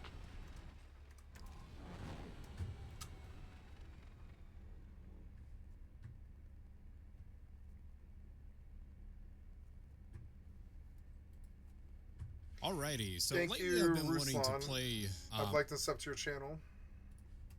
a good sim game in space, but not a colony management title, but more so immersive first-person game that's also taking place in space. So I decided to browse around, and I've played very popular games like Elite Dangerous, Space Engineers, Stationeers, and although Stationeers sort of scratched that itch for me slightly, it still wasn't quite enough because it was too grindy and hard to learn. So I did even more research and discovered games like Void Crew, and with that game I felt like I was getting a little bit closer, but it wasn't quite still enough, simply because it was more multiplayer focused, and often than not I like to play solo games, and there was also no combat in that game at all. So I scratched that off my list pretty quickly, and that lasted for a couple of days until I discovered Star Trucker. And that's when I felt like I completely nailed my search. Yes, it still doesn't have the combat in the game, and it's more like a truck simulator more than anything else, right? But there was that immersive gameplay system that I really wanted to feel and have in the game. Star Trucker is in early access, and it still needs a bit of work to shine, but that didn't stop me from enjoying the game. It reminded me a lot of Pacific Drive with the visuals and immersive gameplay as far as like seeing and interacting inside of your vehicle. And although Pacific Drive is a bit more immersive when it comes to just vehicle interaction, the lack of open world made Star Trucker feel way better. Star Trucker, on the other hand, feels more like an open world game, and that's what truly stood out to me personally. I think what made Star Trucker so special to me was having the ability to completely leave your truck and be able to fix and patch certain damages caused by you. Completely outside of your truck, you put your spacesuit on, and then you go out through your airlock system to fix whatever needs to be fixed. On top of that, I loved the stress that came with it. It wasn't anything overboard, but just enough for you to feel the pressure. As you get in your seat, you'll have a couple of things and a couple of charts to keep your eyes on. Whether it's gas, your battery, any external damage, while still maneuvering and trying to deliver freight on time or in one piece. And once you neglect any of those indicators, that's when your journey becomes a whole lot more challenging. This is not a survival game, or it's not considered to be a survival game. Once again, it's more like a truck simulator. You can die in this game 100%, even though there's no hunger or thirst. Going back for just a second when I said don't neglect some of those indicators, for example, one day my battery died, which was regulating my gravity, and everything inside of my cockpit was floating and causing a massive distraction while I was delivering a package. Something I can't stress enough about Star Trucker is its immersive feel and experience that you get as a player. Every time you make turns or try to come to a complete stop, you just feel the weight of the vehicle, as well as you see all the Joy-Cons move along with your hands. And that's something that I wish to see even in No Man's Sky. Instead of just sitting on your seat and being able to just look around, the ability to press every button while you're just operating this huge machine in space gave me a sense of freedom and satisfaction. The visual aspect of the game goes a long way as well. Every time I'd leave my cockpit and look around my surroundings, I felt so fragile and useless. The only time you feel like you belong to this universe is when you get inside of that cockpit. Every time I had to patch my external damage, I just felt like I was so vulnerable outside of my truck. It's as if I was stranded in the middle of the ocean, black ocean, by myself. If I was looking around underneath my feet while I was floating, you see nothing but blackness. And that's how I truly felt in this game, but instead of seeing blackness, you see the beauty and reflections coming from numerous different objects in space. Let alone when you see the planet Earth and you're right above it, it's simply breathtaking. The gameplay of Star Trucker is fairly repetitive. It's nothing crazy, and that honestly applies to every truck game, not just the Star Trucker. But if you don't mind the repetitive side of things, and you're here just for the journey and more of an immersive gameplay, I think it's a pretty solid game with a huge amount of potential. Once again, it is still in early access, but the immersive gameplay felt way better than Elite Dangerous, and that should probably tell you something.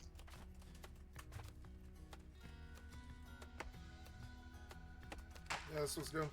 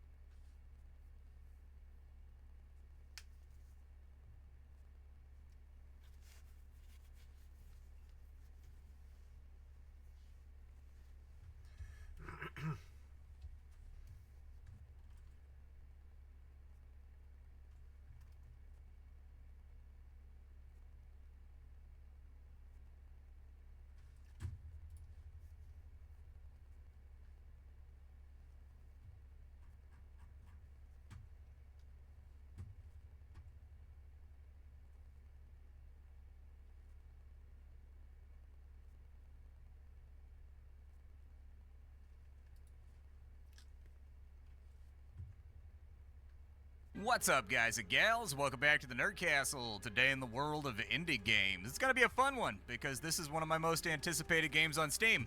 I like to dive in every now and again and take a look at the updated. Basically, he's doing like a free early access period for the game at the moment.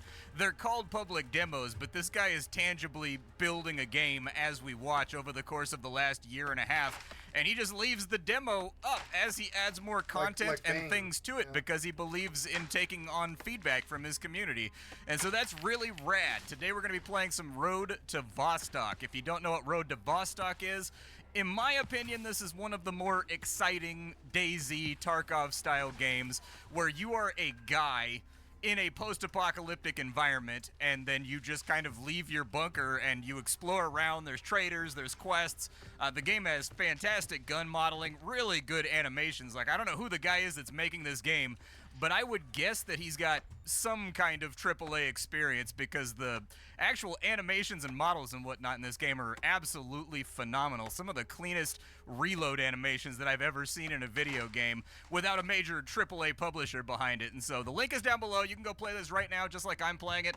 I've also got a link for you down there, a bunch of links for you down there for things like my Discord where all important announcements go, and a bunch of other links that let you get closer to the Splattercat. Let's start a new game. Let's have a good time with this thing. At the beginning of the title, just like in Stalker, we've got to pick a loadout. The Nomad, you just get yourself a Makarov, which isn't going to kill nothing. All right, the Makarov, it's going to take a lot of shooting to kill somebody, but this guy starts out with a really beefy backpack, starts out with a full suit of gear, so like a shirt, pants, boots, a full med kit too, which is one of the only things that can get rid of critical damage. If you get hit like an ephemeral artery or something like that, it'll light up a status effect called critically hit, and unless you have a med kit basically to stop that horrible bleed out, you're in deep trouble. You can also go with the Scavenger. That gives us a 1911. We only start out with a shirt and a backpack, and we get 50 rounds, which is pretty good. Hits quite a bit harder than the Makarov, but still, it's a sidearm at the end of the day. And then you can go with the shotgun if you want. And this game has really interesting shotgun loading mechanics if you've never played it before. It's kind of like a little Dance Dance Revolution or like a little Guitar Hero series of key presses, I guess you've got to do in order to thumb rounds into the tube and to get it done, which actually can break up your flow in combat. This shotgun basically one-shots everything that doesn't have armor, but you only get 10 shots, and you start out with no other gear except for like some pants, basically. And so we'll go with the 1911 for right now, and let's head out into the world of Vostok. Alright, Vostok, what you got for me? This is my home base. You've got your storage inside of here, and you've got a number of other utilities in case you find VHS tapes or floppy disks to kind of like fill yourself in on lore and things that are happening in the game world. But what we need to do is we need to strap up right now, alright? Just like Granddaddy said, never leave the house without your gun. We've got our backpack on, we've got our hoodie, but other than that, we're just hanging brain, dude. We're Winnie the Poohing it hard right now. We got a Donald Duck aesthetic going on that I think is going to carry us to victory over our enemies. And so let's get this pistol loaded back on up. There you go. And so now we got ourselves a crisp and clean 1911, ready to rock and see what the game world has for us. Today, I think we'll probably mostly be cruising around the village, but there are a number of maps inside of this demo. All of those maps have various vendors on them that supply different things. And so on this map right here, we've got our basic Prapor character who's inside that building. That building? He's in one of these buildings right next to us. But you can get some basic quests from him. They're just like hunt and fetch quests as of right now. I haven't seen anything that's actually tied down narratively. Almost all of them are just like, I need toilet paper. Bring me this many toilet papers. And then you do it. Now, this is a hostile area. We're going to want to be careful about how we traverse. Pretty solid chance we're gonna run into some kind of opposition over here, but let's get some basic looting done. We'll have a look around, see what we can find. Loot in this game is loose and it is laying around a lot of the time. It's not always inside of containers, so keep an eye out. Luckily, most boxes for mercantile products, anything that's gonna be sold, tend to be bright and garish and exciting and fun, so they tend to be pretty easy to see amongst the dismal sort of destroyed landscape of rust and brown. but be careful. Bad guys like to camp inside buildings. So anytime you go past a window, you need to be treating this like you're on the SWAT team. You need to be like sweeping. You need to be making sure you're not running into anything, looking through windows, slicing pies, all that kind of fun stuff. Let's check the sauna real quick. Sauna's clear. Nobody's inside of here. You know, in real life, I have never seen a sauna. He's got 3 windbreakers? What do you need that many windbreakers for? I guess I can sell them to the vendor. I'll take them. Oh, there's a guy right there. He's packing multiple gun, too. He's got multi-gun. I think I got him in the tummy right there a little bit.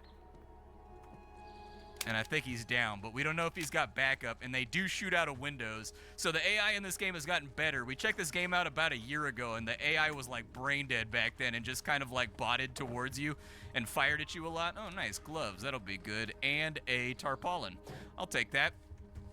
This time around, when they take a hit and they don't know where you are, they will run, they will take cover, they will flank, they will re-engage, and they shoot guns with a basic acumen that's actually kind of worrisome.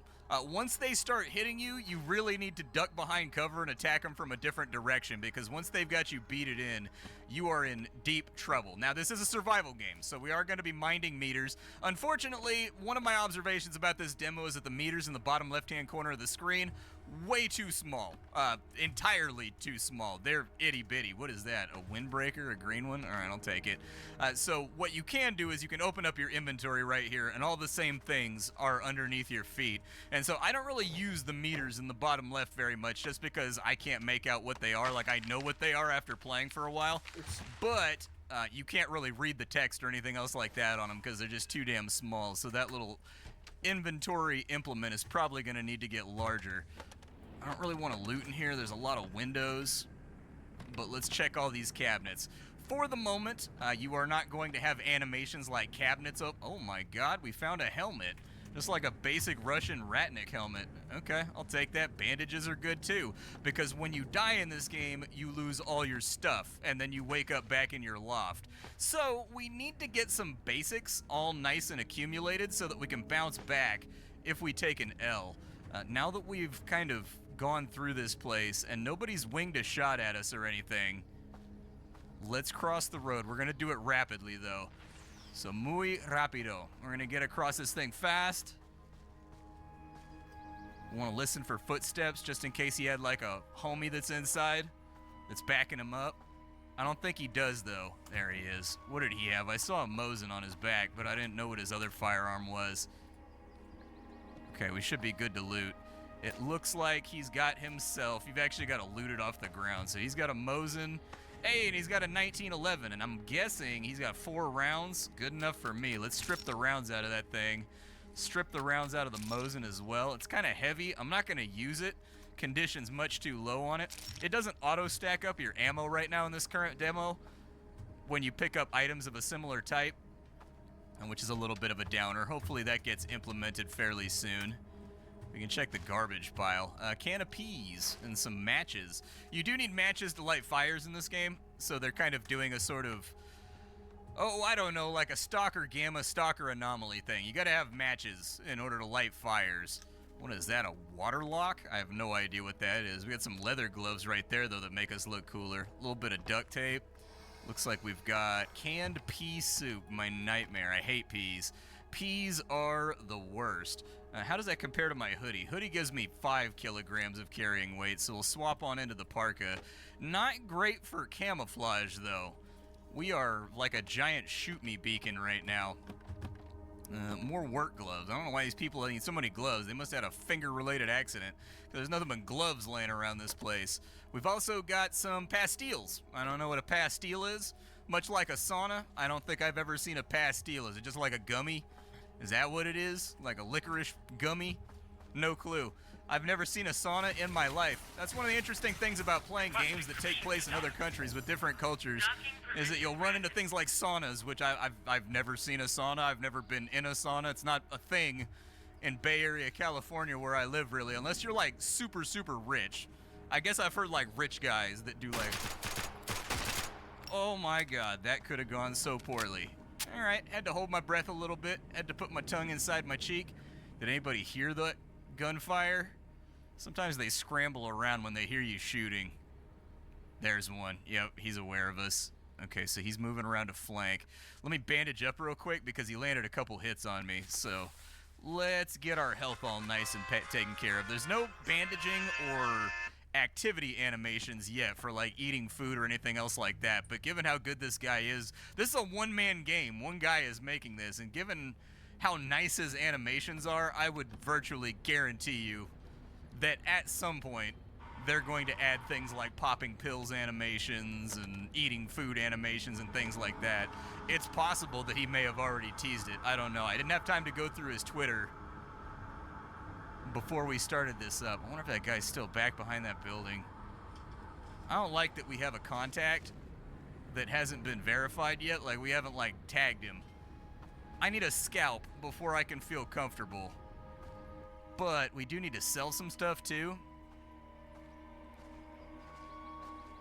He's got to be behind the building, not really doing much. Let me drop some stuff off inside my base just so that I have a backup kit in case I die.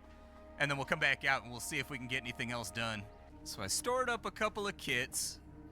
No weapons, but we do have, like, gear that we can put on, so at least we're not walking around bucket naked when it comes down to it. Duct tape right there, I'll just sell that to the vendor. We're probably going to have to buy a big stack of ammo or something like that from him anyways, because I've only got 33 rounds. There's a guy back there. He doesn't see us yet. You can see him down the road. Solid chance he may see us and squeeze around. We can get low, and we can kind of move creepy. But I don't think he's going to see us. I think we'll be all right. Let's get inside the trader's hut for right now. And now that we're inside the trader's hut, sometimes there's just like things laying around on the floor in here too. Almost like a loot location that just happens to have a guy inside of it. You got the SVD over there, huh? Better an SVD than an SBD. I do like that Glock. That G17 right there is real tempting. Unfortunately, it doesn't really have anything that I want right now except for the Glock and the ammo. So, let's take the Glock and the ammo. That's going to cost us 1,000 euros. So we need to kind of like sell him some stuff. I'll give him all the duct tapes. He can have the work gloves. He can have like all these pastilles and whatnot because I have no idea what they're going to be useful for aside from eating. TP's probably fine. A little bit of tarp is probably fine too. There is no cash in this game from what I've seen so far in the last couple hours playing the game and just fooling around with things. So there's no reason to completely and totally overstock down here. He's not going to fill in the difference from my experience. So we'll just buy that stuff right there. That gives us a nice little stack of ammo to play around with, which should be helpful. And does he have any 9mm? He doesn't have any 9mm, but he does have some pants that I can put on so that I'm not just like hanging brain while I run around here. We did get the G17, which I'm excited about. G17 should be pretty cool. Break that thing out. Let's have a little look-see at it. Yeah, and you can mount an optic on it too. I wonder if you need to have whatever the Glock kit is to put a sight on top of it, or if it'll just let me slam that on there. Cool. Let's go back to our 1911 though, because we're stocked up on ammo for that thing. And looky there, I got pants on now. Huzzah. He's got 7 minutes until he gets new stock. Let me see what quests he has though too. What tasks do you have? So he will do a toilet paper for some jeans. He wants coffee and crackers. He wants a 100% Makarov or an AKM for a backpack. He'll take canned goods. So he wants tuna, he wants meat, and he wants peaches. Okay, I have tuna. I don't have the rest of it, but let's just take these. So I'll grab those right there. I don't have the coffee, I don't think, but I do have the crackers. Yeah, we can only do one of these at a time. Okay, that's fine. I'll just commit it to memory then. And we need to go back out in the street, and we need to see... Oh, there's a guy right there. You can see him walking down the... Oh, there's two of them. Yeah. Possible we might eat the firing squad right here if I kick this off. Do you normally shoot them with a pistol? So his buddy just went back over there. Oh. Okay. Yup. Oh no, I'm stuck on the stair. Hold on. Go back inside. Okay, so chances are we're gonna have to go out this way. Nope, he's still on me. Okay, now let's go around the back of the building. We'll reset the aggro. so that he has to see me somewhere else, or at least try to get a better vantage point on this guy. I don't hear his footsteps, but footsteps in this game are really quiet right now.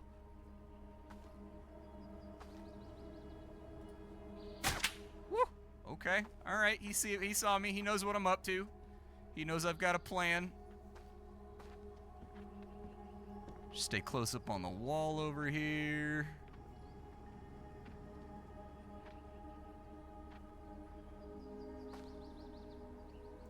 There he is. Okay, let's push because all we have is a pistol.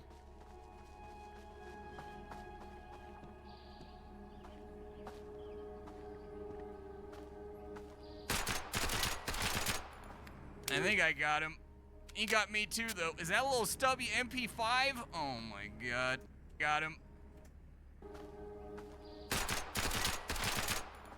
I think I got him. He got...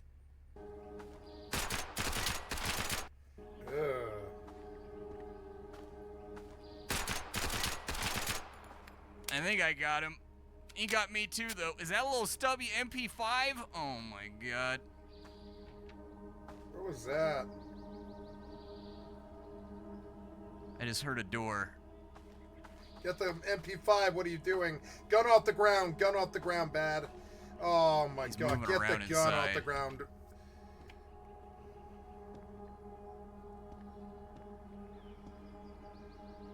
I couldn't leave a gun on the ground like that. Strong possibility that this game... By now, you might as well have your enemy come around behind you, take that gun off the goddamn ground, and use it against you. It's Harry. Take that gun off the ground. Oh my god, you're dumb. Take that gun off the ground. If he's got a mag dumpy gun... Yeah, which he does. Strong chance he's just gonna hose us down the second we corner on him. Especially if you don't get that MP5. He's not in there. Oh. What a fucking moron. I can't believe you walked past take the that. window. That's good enough for me. Go to sleep, buddy. That was about as easy as I could imagine that being. Alright, let's bandage our wounds real fast because we're at 74 health. You got lucky. You got fucking lucky. Heal up real quick. And by the way, notice how that guy reached the MP5 before he did? And notice what I said about somebody else will reach that gun before you do. And I've played enough Rust to know. I've got 6,000 hours. Somebody else will get to that gun before you do. Do not step away from the gun. Get it off the ground. Get it up in the fucking, you know, holster or something. I don't know, like, whatever it is. But do not leave the gun on the fucking ground. Like, not like that, no. I'm surprised you lived. And then we'll go through their pockets and see what... I was very uncomfortable when you walked away from the gun. I was like, I don't know. Live weapon with something like, I don't know, 12 times the stopping power of what you're currently using. Stepping away from it is something I couldn't be bad enough to do. I don't care if there's somebody inside the house about to push me. I'm getting the MP5 off the goddamn ground. You know what I'm saying? What they've got for us. Why didn't you loot the MP5 off the ground? Are you bad? And I don't think we've looted this building yet either, so we should be able to get something out of here.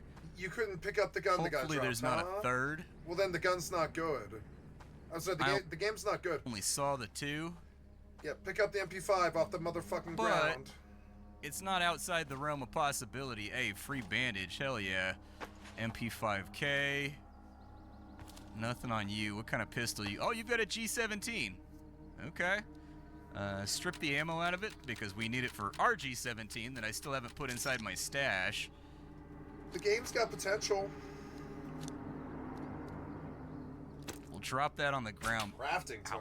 Ooh. Okay, I'm hit from somewhere. A long shot. Something hit him? So barely heard the snap him? of... Oh my... Oh, he's back there. I see him. Okay, ow. Back inside. I see him. He's way off in the woods over there. This game seems good. Alright. Let's heal up real quick.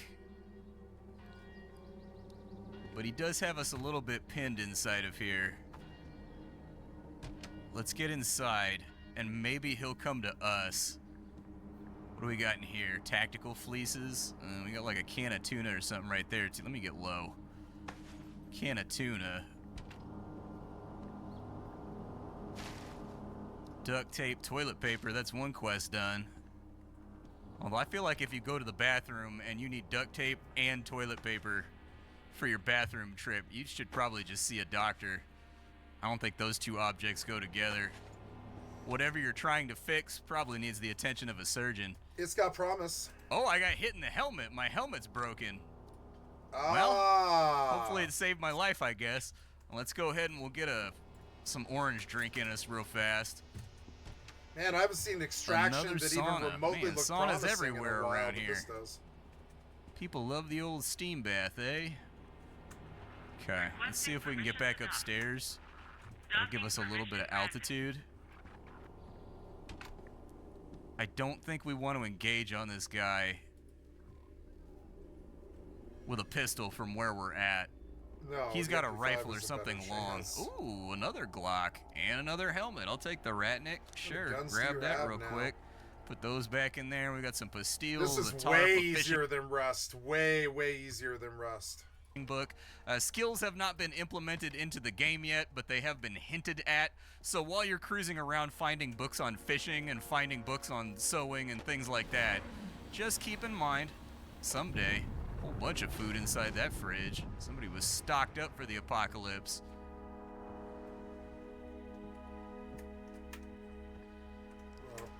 I don't see him, but hey, that don't mean he's not there. That's a really nice 74U. Music's Those good. are for an AS Val or a VSS. Okay, we're finding some stuff, some 223s. All right.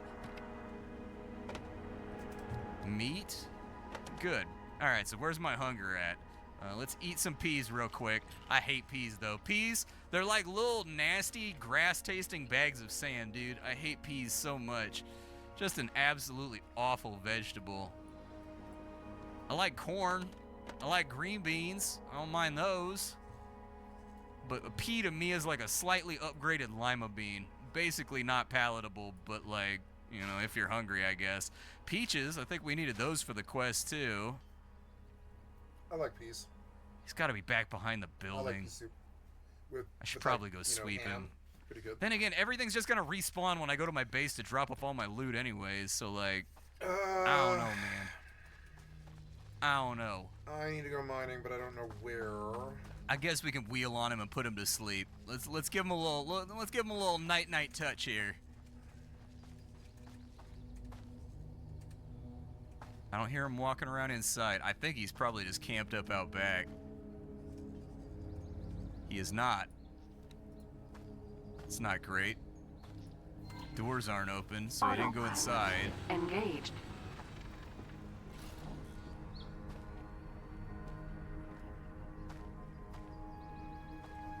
You normally It's like he walk cheesed with your ADS all the time, or? Well, this door's open. Maybe he came in here. Oh, Christ! Scared the bejesus out of me, bro. Probably clipped the hell out of my mic right there. Oh, he got an AKM, huh? My man got the big boy gun over here. He got the fat heat. He got the chop. Alright. I don't think I need any of that, so I think I'm good there. What have you got? You've got battery cables and a bandage. I definitely want the bandage more than anything else. Being able to get health back, pretty crazy important. I think we got everybody. I think. I'm not hearing the pitter-patter of bandit-like feet right now. So I think we're good. Let's go back to the shop and we'll bang out whatever quest for him that we can possibly do. Because the vendors do upgrade. If you do like all of their flights of quests, they get more stock and they get more things. This guy's a generalist, so you never quite... Okay!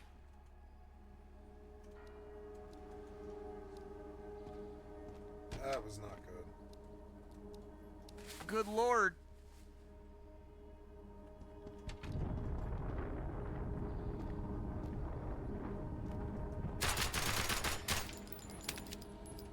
I'm just like spraying wildly at this point and hoping. I just don't want to get mag dumped by whatever the hell that was, dude. He just lasered off half my health. Good God. What did you have? MP5, that figures. Okay. You didn't know from the sound? Is that one in any better shape? 12%, so no. It's in pretty tired shape. It is well loved.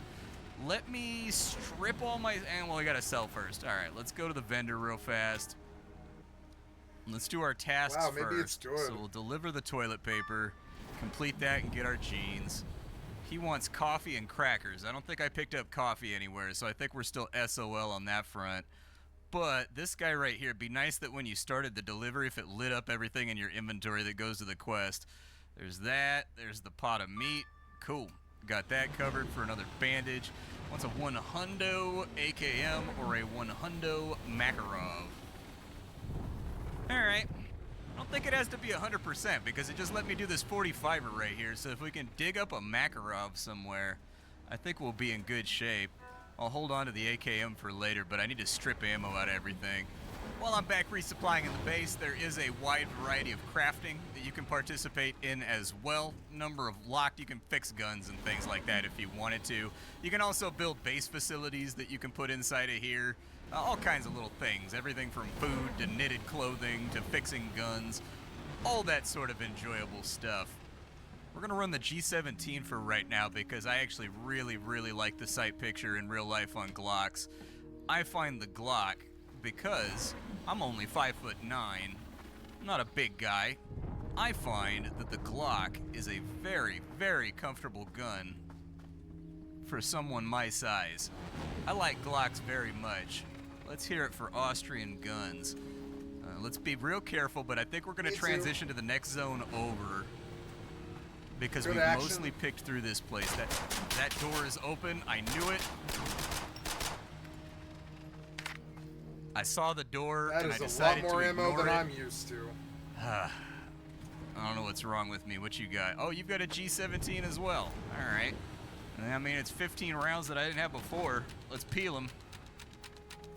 I decided to go for the G17 because it hits for similar damage as the 45, but I get a 17 round stack instead of a 8 or 9 round stack, which I'd really prefer. So it'd be even better if we had the C variant of this gun, because then we can go full auto on some dorks, but don't think that's gonna happen today. I am antsy about crossing this right here. I don't see any open doors or anything though. So we can go to the highway, or we can go to, I think, the lighthouse. Is that what's over here? What is this one?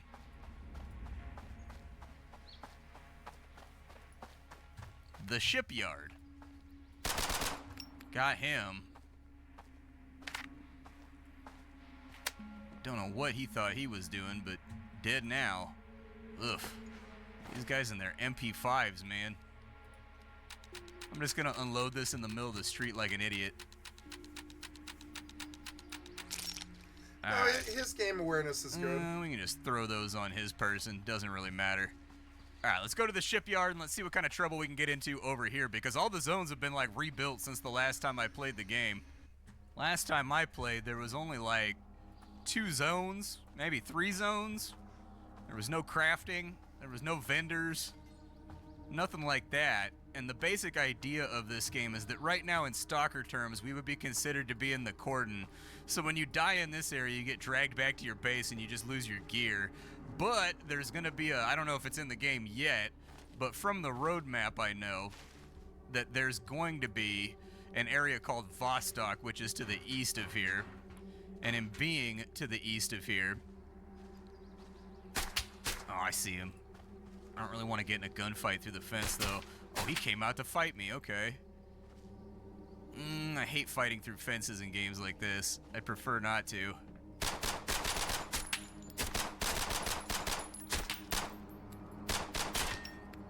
Oof, got me in the helmet. All right. Small caliber if we caught a Ricky, so that's lucky.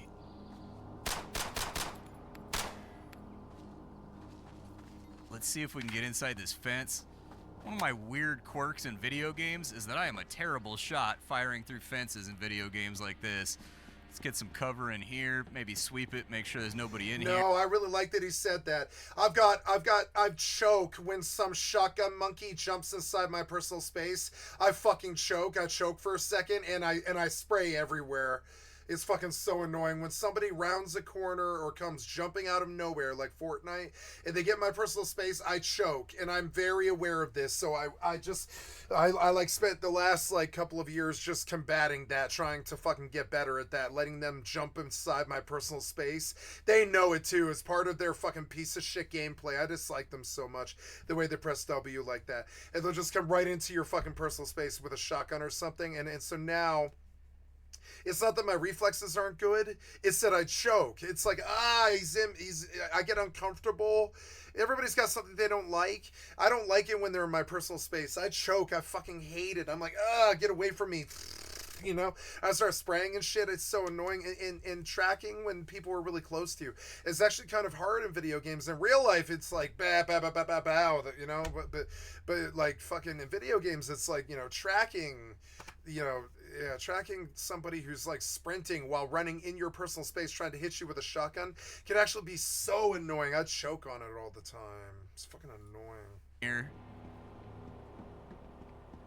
And I recognize this weakness, and I worry about my tracking weakness all the time. I'm good at tracking medium and long, really good, you know, but short, not so much. I don't see anything. And so, and when you play games like Kovac Aim Trainer, they like tell you what your weakness is. They'll be like, you're very weak at tracking people in your medium, in your short range. But they're like medium and long, they're like you actually compete with the rest of the world. You're actually just fine medium and long. But they told me, and it sticks in my mind sometimes. I'm like, yeah, that you turns out your weakness is if targets are in your short range, you choke for some reason, and I don't really know why. It's something about my Asperger's and something to do with spatial reasoning disorder.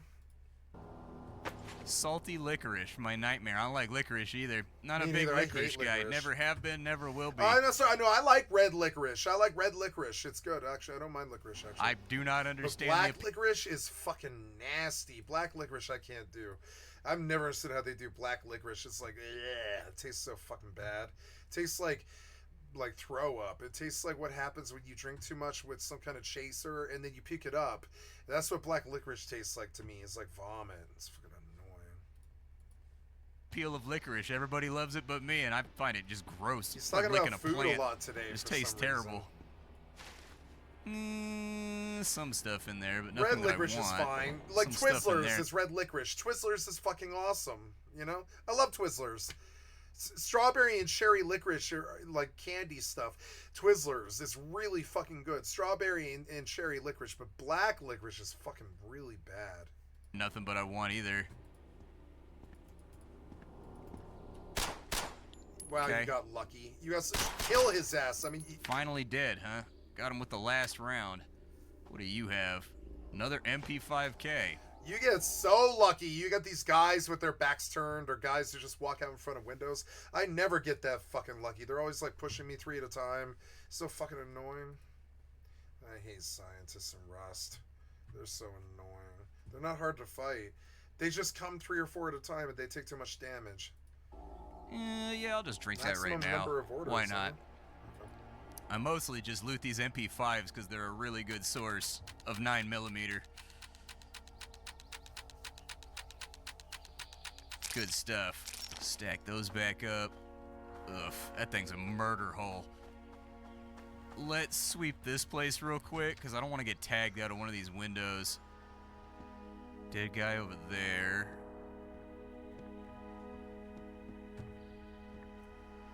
Gloves, cabinet. Can I strip the computer or anything? No, I can't strip the computer. Alright. Nothing in the lockers. Okay, I'm gonna change games. Hey there. Remington 870, 35 rounds right there. A military jacket. Definitely take that. I don't know if the enemy responds to camouflage, but it's probably a good idea to not be wandering around this place in like Dayglow red. Not a bad little, not a bad little pickup. The shotgun's pretty disgusting in this game. Let me break it out for you. I'll put it on my primary slot. And so there's our shotgun right there. You can put a muzzle device on it, but the shotgun's kind of interesting because you have to hit a key in order to get it ready for loading, and then you got to left click your mouse to load it as fast as you can. And after every single shot, you've got to rack the pump on it. Otherwise, it doesn't do it on its own. So they're definitely pushing for like a realism angle with this game. Yeah, Rust is sort of the same way. You actually have to get the fucking Where you've shells got to in the manually bomb. cycle shotguns and Mosins and things like that as you're going through the game. Nothing in sight It of does there. look good. You know, I'm reminded that I would like to return to Vane. Oh no, did I fly too far? I did. Damn it. I want to return to Vane and see how Vane is doing. I think that's a good game. It's like the 3D version of it's not the version, but it's like it's a 3D version of Project Zomboid, and I liked Vane a lot more than Zomboid, and I kind of want to see how that game's doing because it was promising. But I don't see asteroids, and I don't know why. Oh, that's why. That's why. So.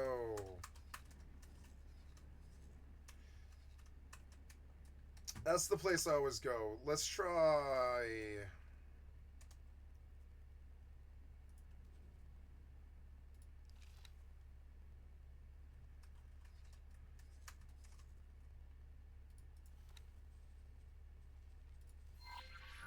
Autopilot engaged. Alright, dead guy right there. Cabinet's got licorice, but I feel like our licorice densities are high enough as it stands right now. Hey, a Cobra site. Probably not gonna help me out too much, but Cobra site can go on top of like the entire field of AK series weapons, because if I remember correctly, Cobra sights are dovetail mounted. We can't inspect it or anything else like that right now, but pretty sure Cobras use like dovetail straps or like dovetail strops. Looks like we got a basement. I ain't got a flashlight or nothing. There's something back here. Hey, PU scope for a Mosin. Alright. I don't really care about the food right now. I'm pretty... You know, he sold me on this game, though, which is kind of weird. I'm logging into Nightingale, but I wonder if this game is on EAC. It might not be, which might mean it's actually really fucking good. I mean, I don't know. Entering system. Road Second contact. Road to Vostok. Oh, Plague Tale Innocence, huh? Requiem was good. Those were good games. Looking for Road to Vostok. Sure, yeah, it's a library and download. How big is it? It's 5 gigs. It's completely procedural. No, it's probably just not very big. That's cool. Yeah, fire it up on the C drive. That's fine.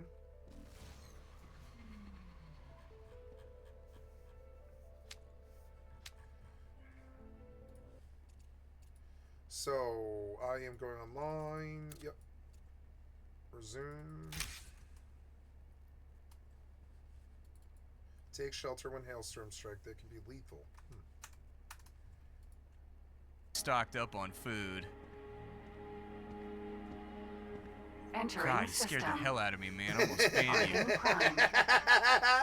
What's up with you, man? You're the doctor? You better put some white on that doctor or I'm gonna fucking drop him just for standing there. I mean, for real, that did me in too. I was like, what the fuck was that? Why is there a dude in here just standing here? Fucking tripped me out.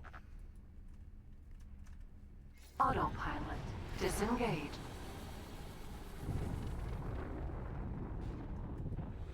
What the hell is that? It's a lockbox that I dropped, huh? Oh yeah, because I've been farming here, huh? Let's go over somewhere where I haven't been before or whatever. Yeah, like take me way out there where I haven't like fucking been in a while. Take me to the yard on shipment out there. Autopilot engaged. Time to wipe out. Engaged. What do you mean? That was a bad move. What? Stop. Autopilot Stop. disengaged. What are we talking about? What's going on? Is there somebody here? I don't see a red dot or anything. I don't see any enemies. Autopilot engaged.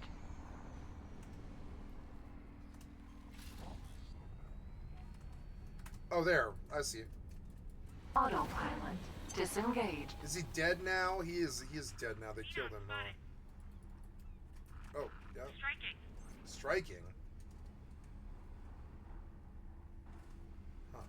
Autopilot. Engaged.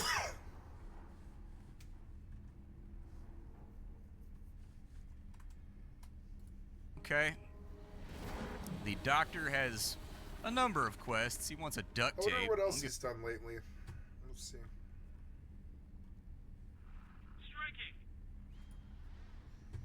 Tank RPG. What's up, guys and gals? Welcome back to the Nerd Castle. Today in the world of indie games, we're going to be playing around with a title called Tankhead. There wasn't a whole lot going on this weekend. I just was trying to find something to get me to Monday with the daily uploads. And I had to go to the dark place to find it. I had to go on over to the Epic storefront, and Tankhead just recently released. They fired over a key for me to check it on out.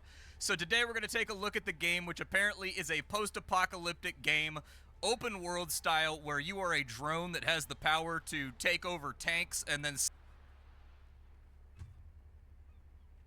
real itchy. I can. Apparently we're athletically talented as a robot as well. Alright. More oil pipelines and things around. There's something all the way on top up there, but I don't know how I get after it. I don't think I can fly that high, so I'm guessing they've got some kind of hidden platforming around that I'm gonna have to figure out. Oh.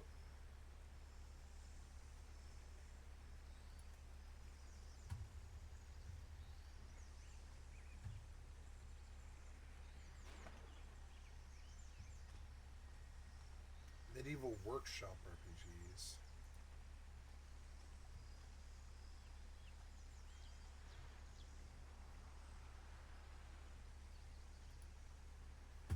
What's up, guys and gals? Welcome back to the Nerd Castle. Today in the world of indie games, we're going to be taking a look at a title that many people may have forgotten about at this point because it just hasn't really gotten that many updates. This is one of those games that gets like one chunky update a year, and then you kind of put it on the shelf. And this time around, it's been about a year and a half since the game had an update.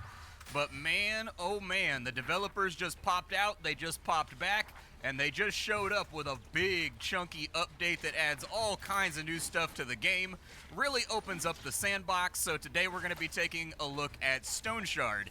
If you've never seen Stone Shard before, if you don't know what Stone Shard is one of the more hardcore RPGs out there. It's also one of the more immersive RPGs out there.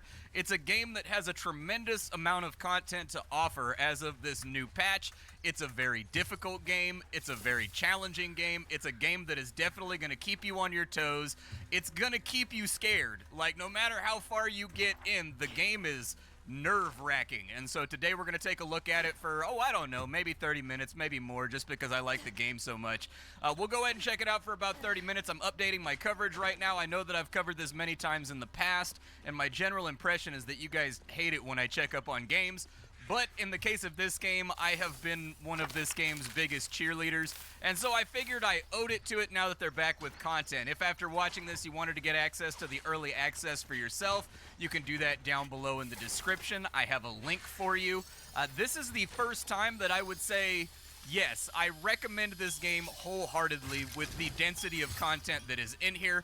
I will do my best during the course of this video to kind of like show you the things that they've added to the game. I'll also try to drop some tips on in there because the new build of the game is especially vicious, especially nasty, and honestly there was a big learning curve for me.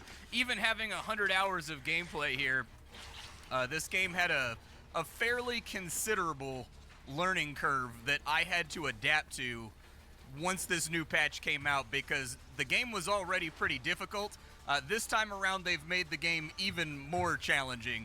And so let's dive on into some Stone Shard. Link is down below. You can check that out there. You can also take a look at the links that are down there for other things like my Patreon, like my Discord, things like my Twitch stream. I want to play an isometric game. Damn it. No isometrics.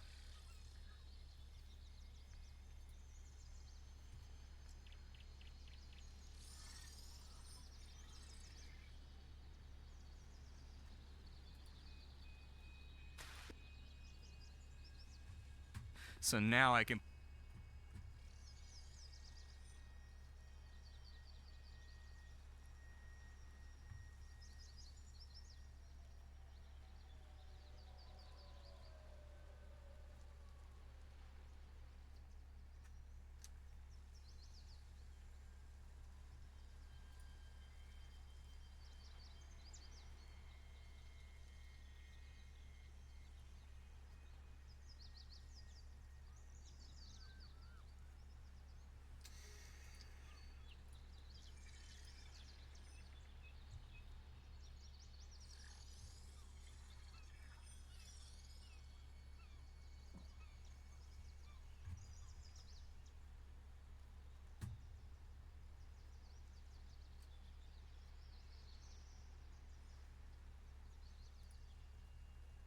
What's up, guys and gals? Welcome back to the Nerd Castle. Today, in the world of indie games, we're going to be doing a checkup on a game that I enjoyed very much the last time we played it, a little over a year ago. This is a little title called Selig, and it is what would happen if you took the guild and you put it inside a low medieval English setting in like Wessex and all those kinds of places.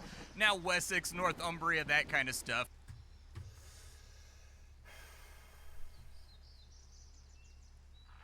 Requesting permission to dock. Docking permission granted. I love haunting the indie scene, but they don't often actually like yield up titles though. It's annoying.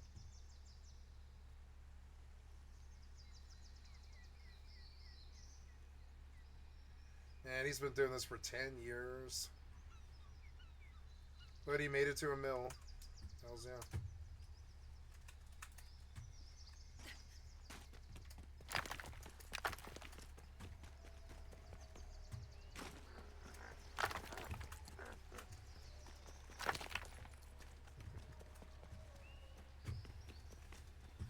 Did I go too far?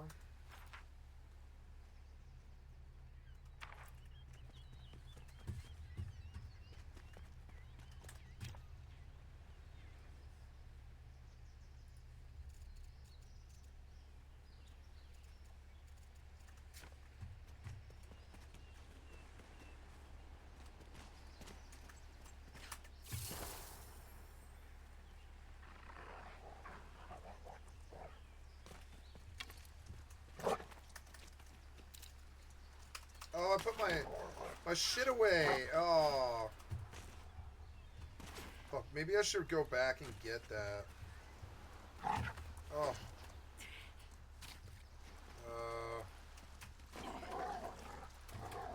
Out of stam. Fucking tank, worthless NPC.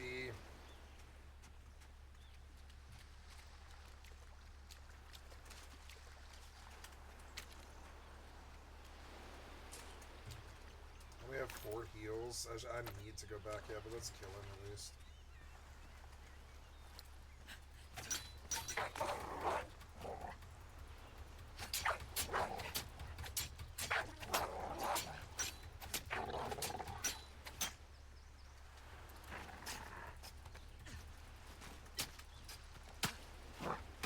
Oh! No, I don't.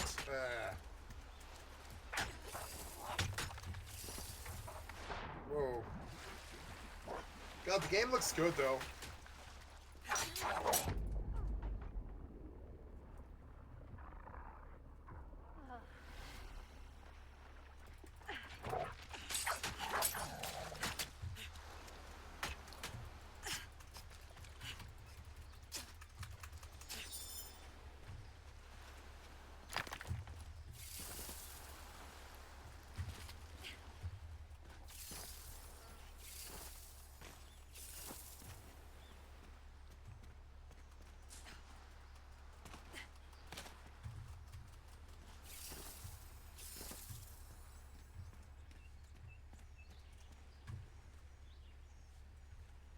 God, the game looks good, though.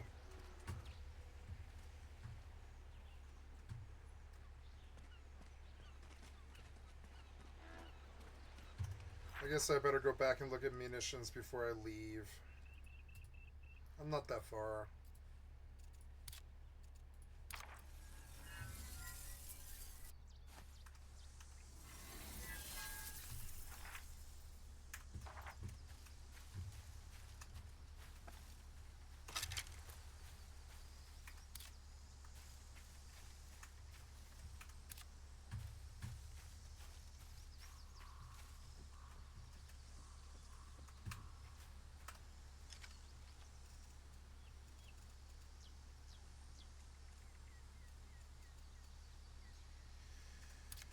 I need my arrows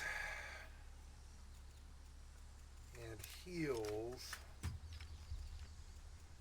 Been a little while since I played this game, but I like this game, and I do want to play it. Yes. Don't I need food? I do. I need food occasionally.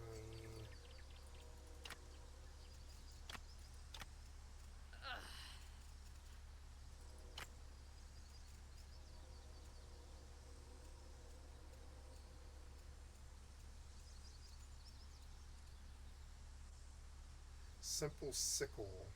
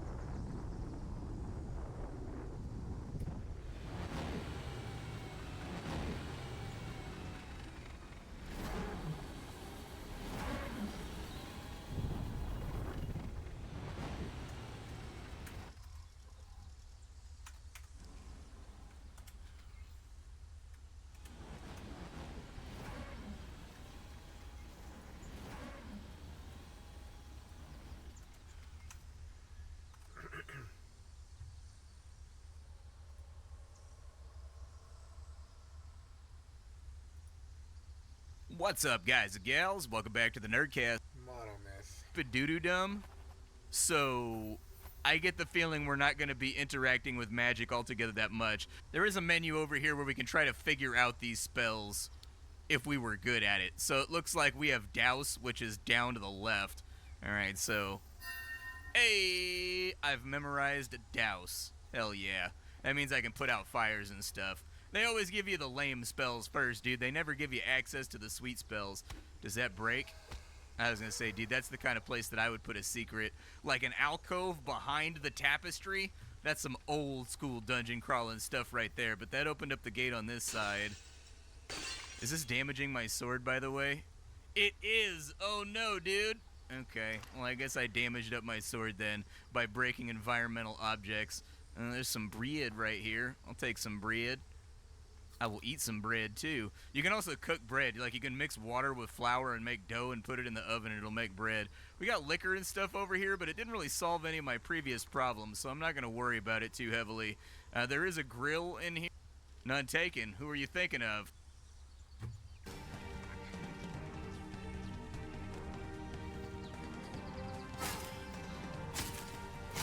Oh! Locked. Can I pick it? There they are. I think the game that I want to buy is Barony. I think they want a lot of money for that game, though. Or no, I have Barony, don't I? I don't know. Do I have Barony? I don't know. Please halt. How We will about be scanning Ballroom? your inventory.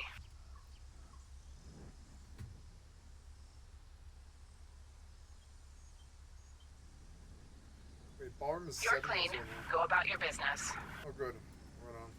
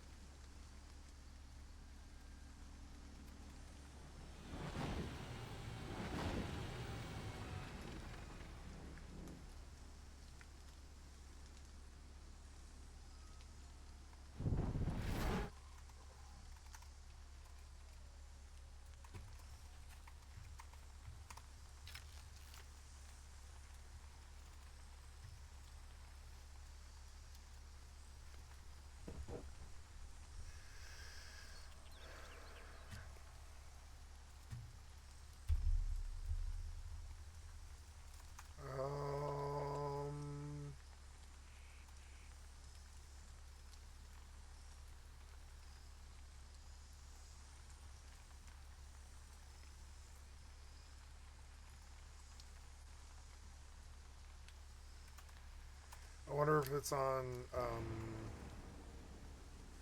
I don't think I'm going to be able to play Road to Vostok. It's kind of annoying.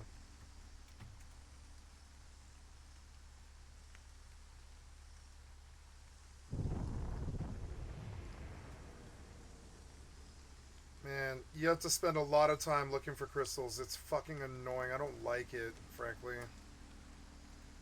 And then once I set up a mining ship, I start to get passive income, and then it becomes a lot better, but like getting the initial 2 million to fucking like open the fucking initial mining ship or whatever is really fucking annoying. I'm like not actually enjoying this. It's like I've searched so many asteroids. Why you would ever make drop rate like this for whatever reason? I don't think mining is the main purpose of this game. I think it's more about setting up mining cycles. So this whole like spending hours looking for crystals on asteroids thing, this is not a good gameplay loop. You can blow up the asteroids, but they don't drop anything. It's fucking dumb. Like I don't know. Like sometimes I kind of like struggle with like how good this game might be. Because if this is how this gameplay is, I wonder how much later it is. Like I don't know. Like I think this is a really cool game if you go further, but I don't know. Like I fly after asteroid after asteroid after asteroid, and you begin to look at like this terrible 5 or 10 hour fucking gap of flying around looking at asteroids doing nothing just to reach enough crystals to automate that process. And like that's cool, but I don't think I could have done the game like that. I mean, like this is, how much time is this taking me? It's taking forever, like just like flying around looking at asteroids, trying to find a crystal, not seeing it. Fucking stupid. I've got it modded to show me the crystals even better, and it doesn't matter. It's still fucking terrible.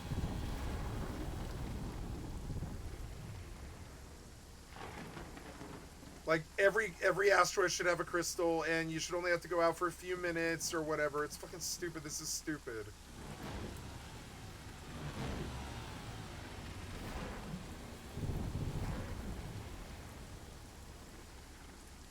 I mean, there's like making it hard, and then there's wasting a lot of my goddamn time for no fucking reason. This shouldn't be a barrier.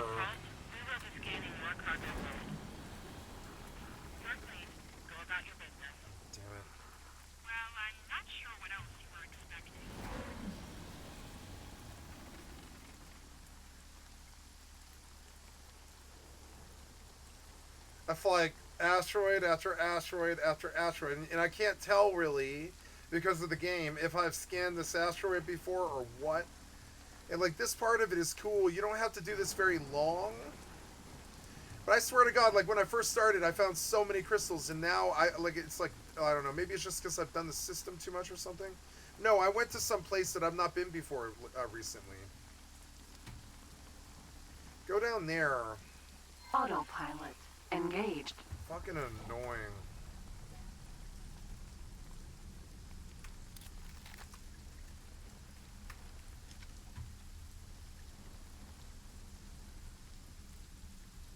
Now, I need health thingies. There's some roasted berries. I want to bring them with. Poison marbles, lightning marbles, ice marble. I mean, I don't think it. These weigh a lot. Yeah, they don't weigh a lot, so it doesn't really matter how much you bring. Oh, this gives hunger mitigation. I want to bring that with too. Lightning marble. Oh yeah, did we get here? Autopilot disengaged. All right. I don't think I've been out here. We'll look around for like obvious crystals. It's starting to really piss me off. Like this is not how you farm in any game. You don't have somebody come out and fucking throw 5 fucking hours away for 0 goddamn income. I don't care what game it is. You don't treat people like that, piece of shit developer. You just don't treat people like that. I fucking want to sock you guys in the fucking face sometimes for this shit.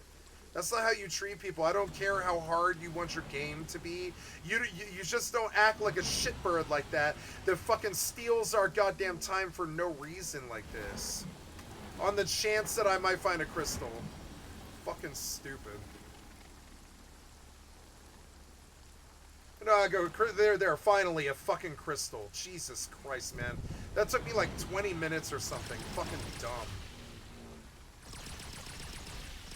Why?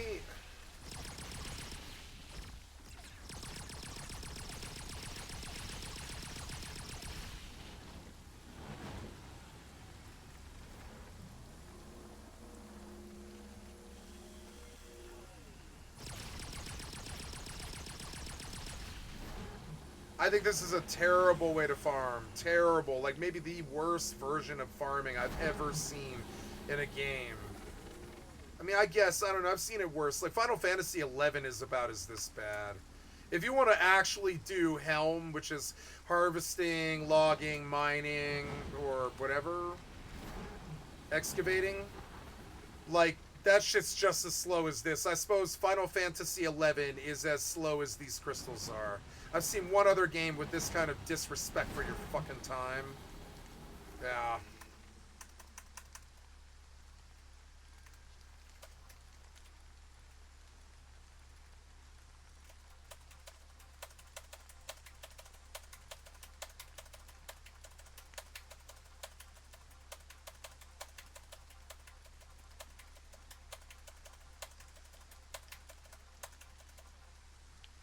Am I full?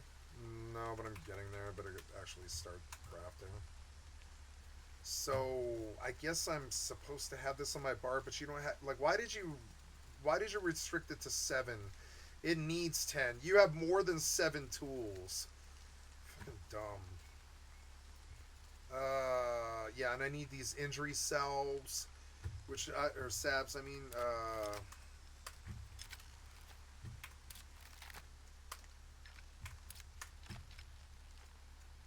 Okay, I don't remember how to make those, so I'm gonna, like, go and see...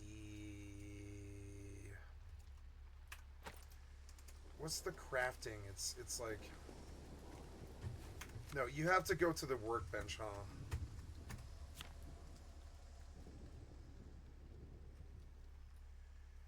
Yeah, I have arrows, so I can, like, shoot my bow now, which is good.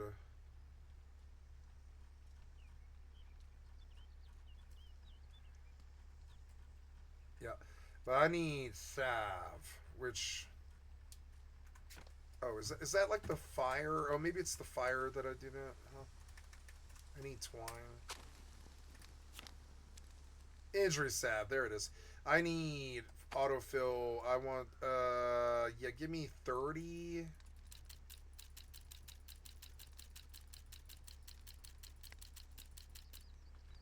That should probably be enough.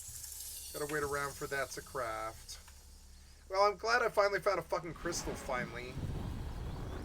Wait, there's a blue one. Let's see if I find a crystal on that, too. Wait, that looks like a crystal. What is that? Wait, what the hell? Oh, okay, I was like, yeah, why can't I aim?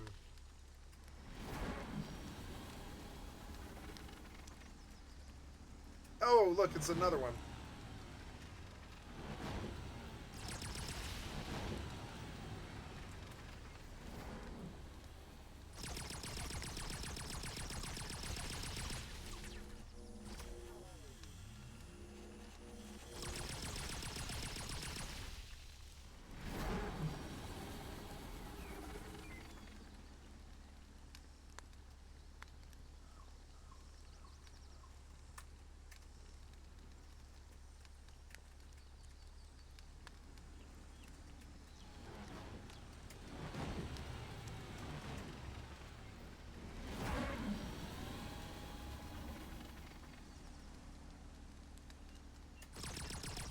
I love X4. It's such a fucking good game. When it doesn't manage to immerse you through all the jank or whatever, it's actually pretty good. It's definitely a lazy man's game. It doesn't really want you to pay that much attention. It's punishing me right now.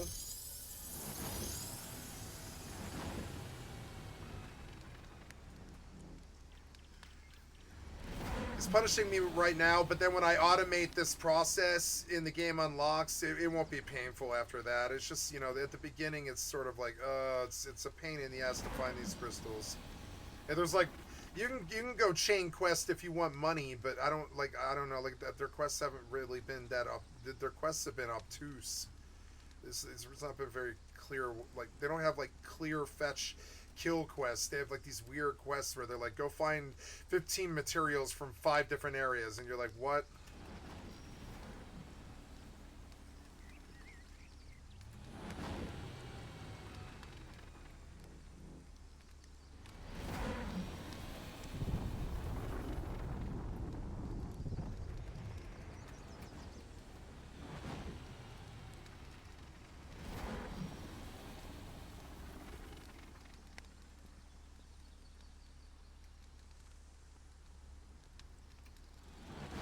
Finding the crystals is annoying. Some of the asteroids are so big you have to like fly around it like a planet looking at it. You know, it's kind of annoying.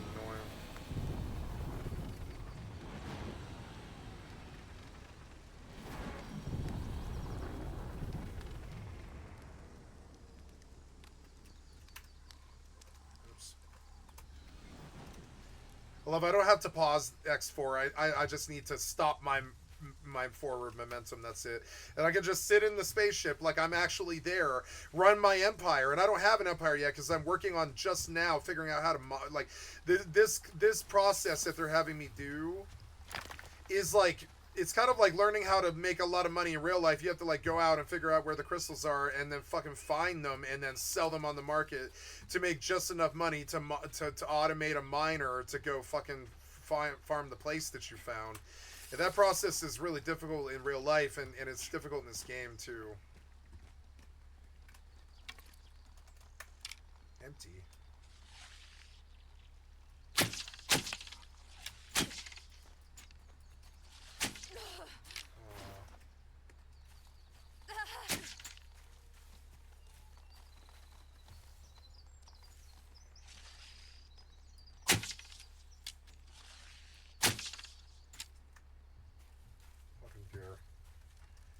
So ammo is a problem, and food is kind of a problem.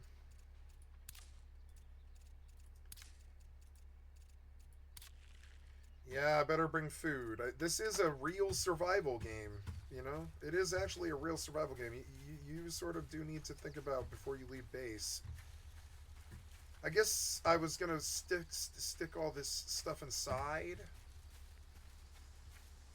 But I don't think it really matters. I don't know if that really matters.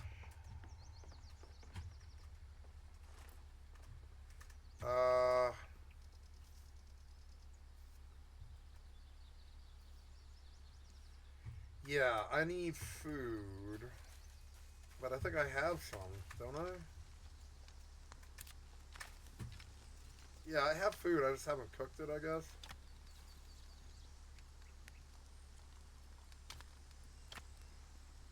Yes, and then my comfort and roasted deer meat and roasted berries and mushrooms and stuff. So, oh yeah, and then mixed vegetables, right? I think.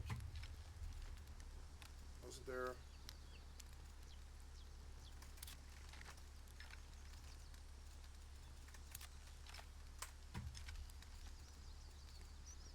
Oh, did I put the meat away? I don't know. Maybe I should cook.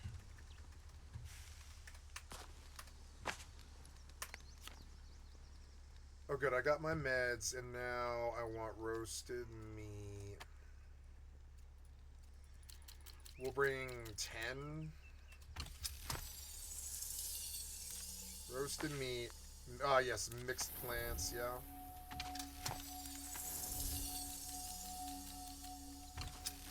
Yeah, there we go. And then raw blue. Was it raw blueberry?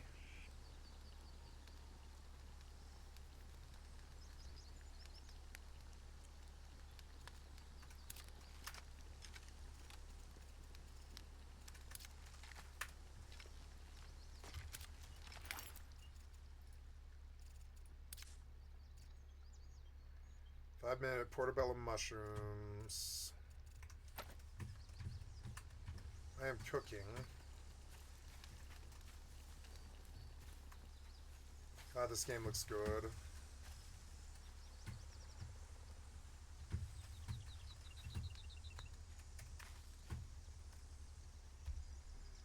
Well, let's go look for more crystals.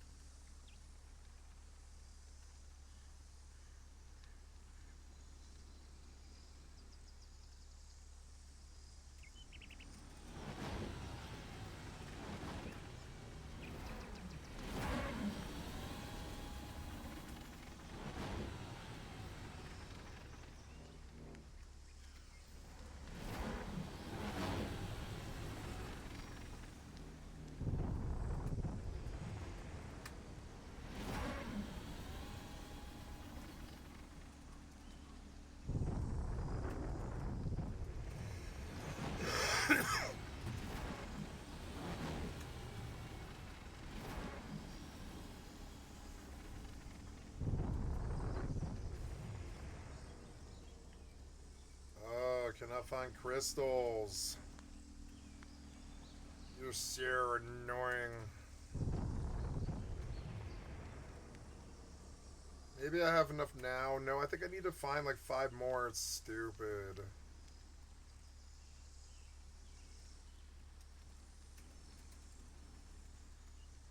Ugh.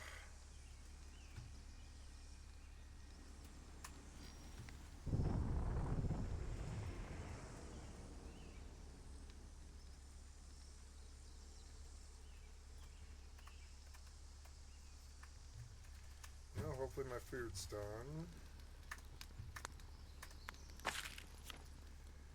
Okay, so, I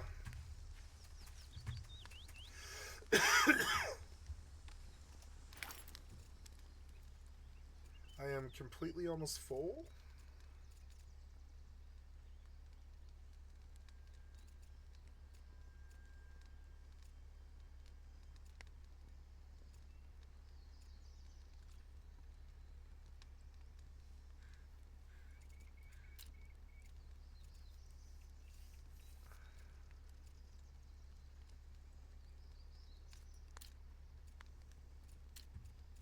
Oh, I have all this food, that's why. I forgot that there was a food menu and I have all this food. Okay, so there's that. And that. And the rest of that. Yeah, the rest of that can go away. This can probably split or whatever.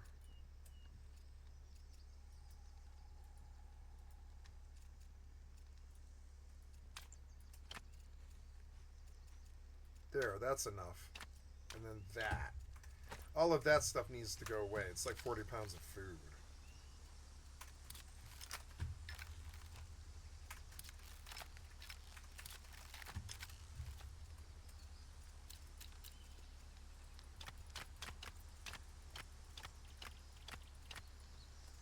There we go. 20 pounds of food.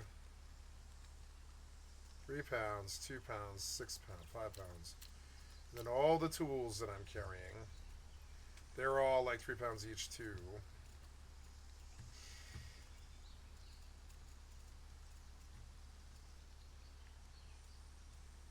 Okay, well, I don't know. I can also always use her. I suppose I should make sure she's empty, because I can always use her to dump loot on.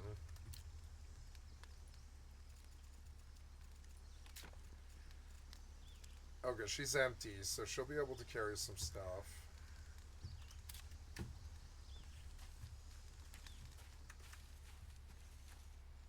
Alright, I think we're ready to go.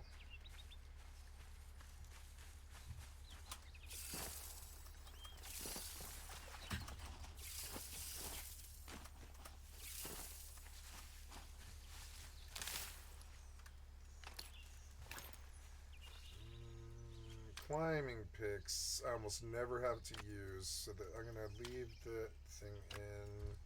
Climbing picks should remain in my inventory, but I don't need them on my bar.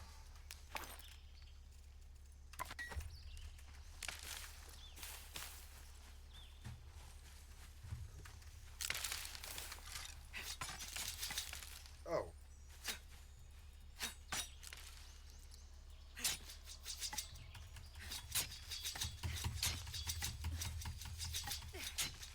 Wow. This is a lot cooler than I thought.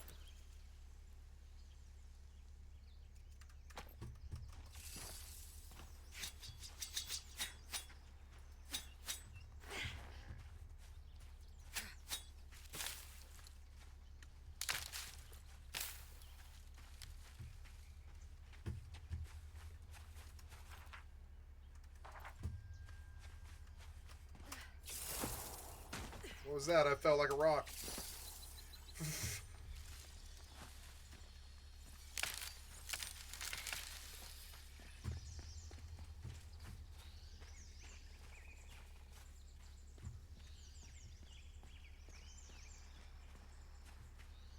Oh, I need food.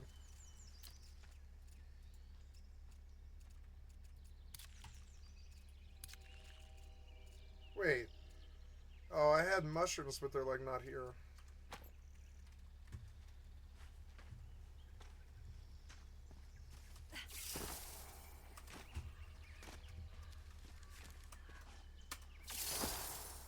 Ah! Why aren't you dropping? Aros, why did you drop me? Oh my god. Ugh.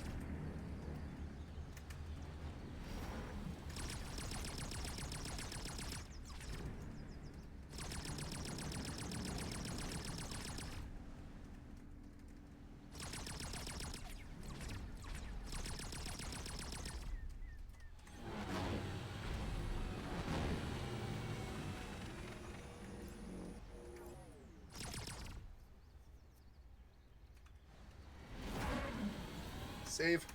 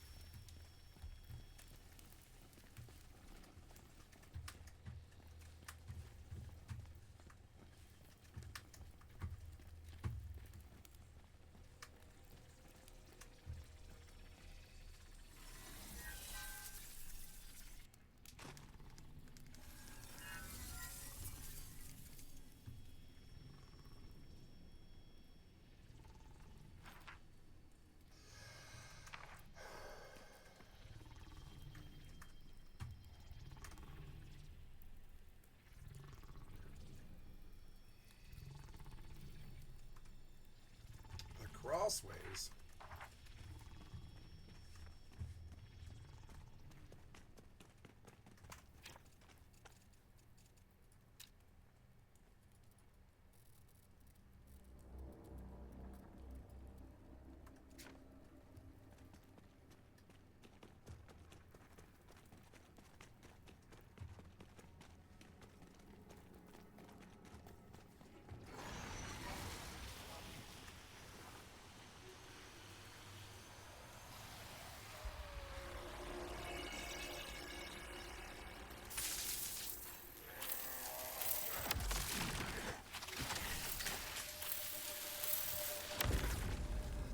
One shot.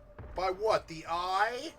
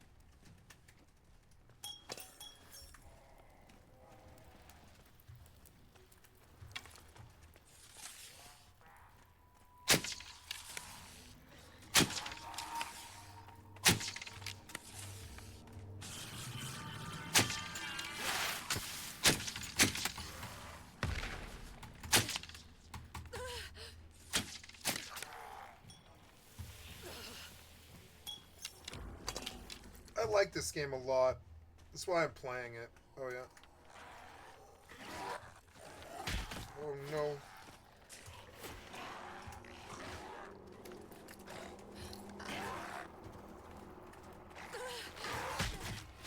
out of stam. No!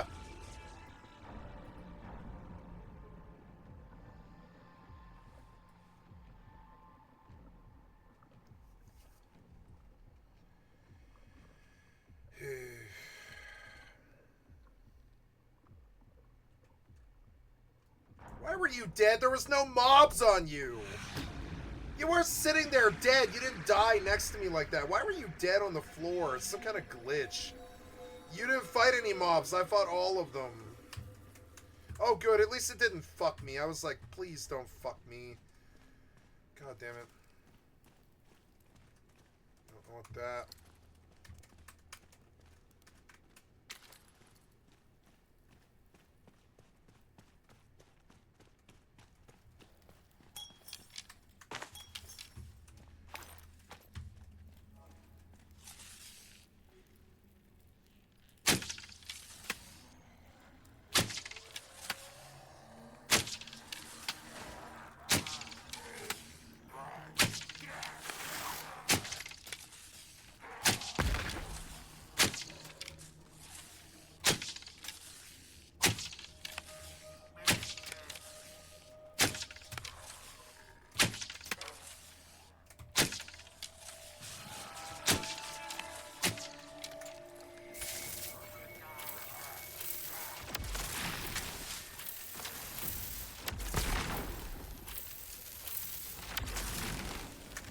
Those mobs suck.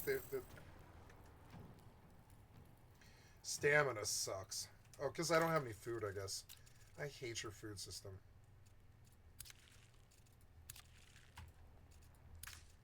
No wonder. No wonder I couldn't fight them. Fucking stamina's constantly out. I can't stand stamina systems. The mobs don't have stamina, why should I?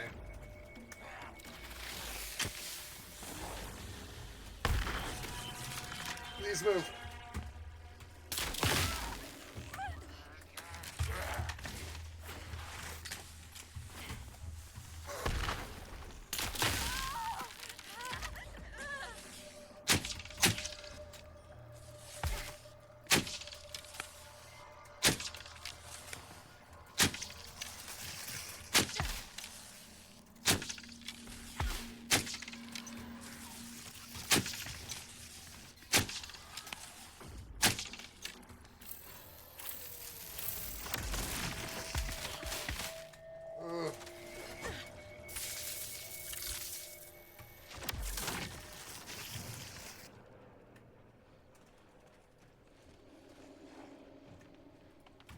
What? Okay.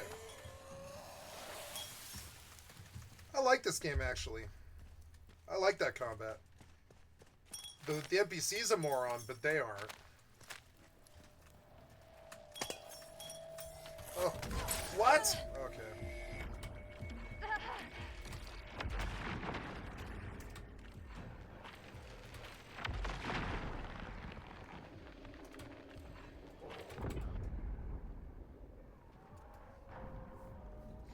NPC sucks.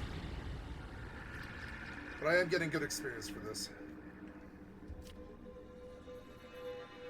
Too many mobs, maybe?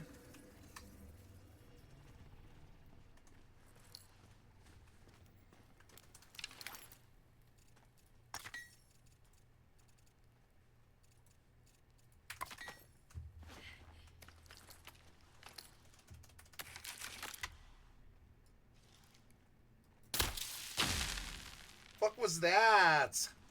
Worthless piece of shit developers. I'm out now. There, do that thing. What?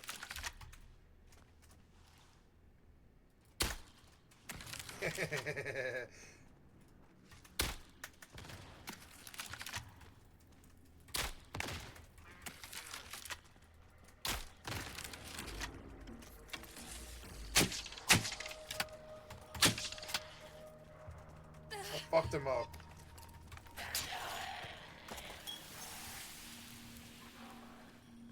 The stamina is a fucking slog. Fucking terrible. I am getting credit, though. Really good credit.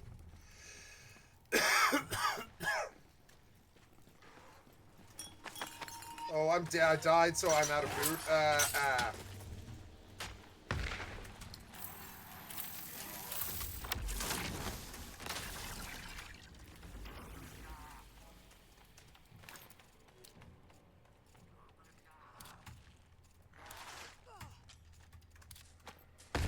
What? Pick me up! Come on, man, pick me up! Dumb. Goddamn one-shots. Where is he? There he is. What kind of fucking swing was that? You swinging at nothing? What was this?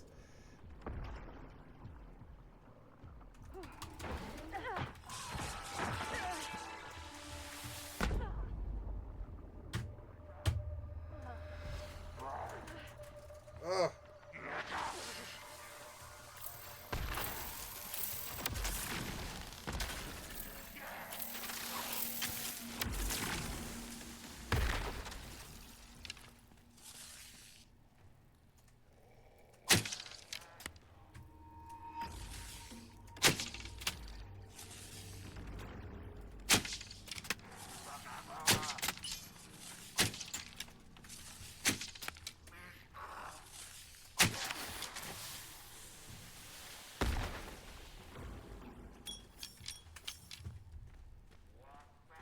Stamina sucks.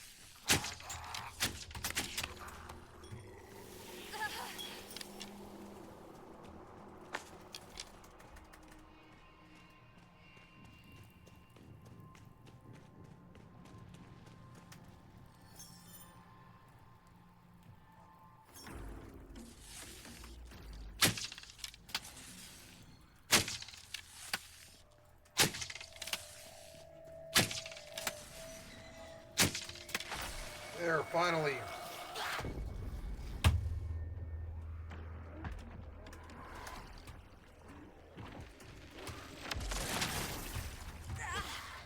What? Uh-oh. I'm gonna die again. Run.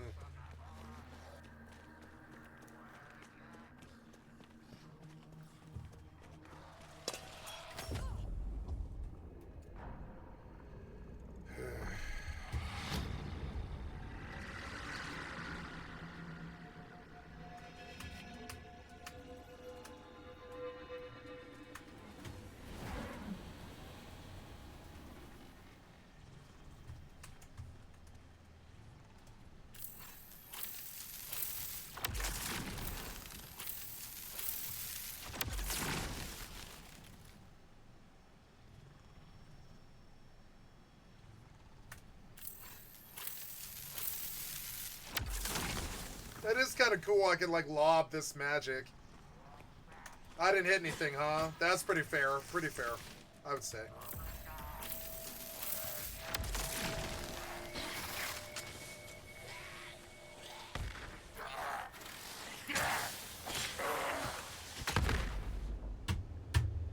Seems fair.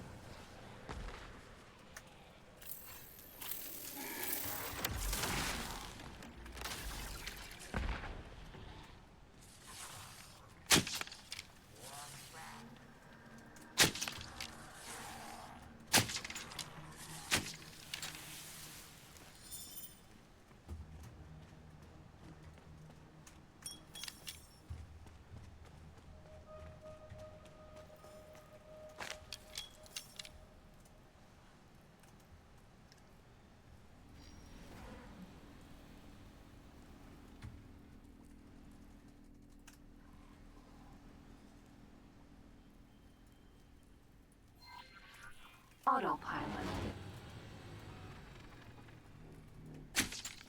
Oops.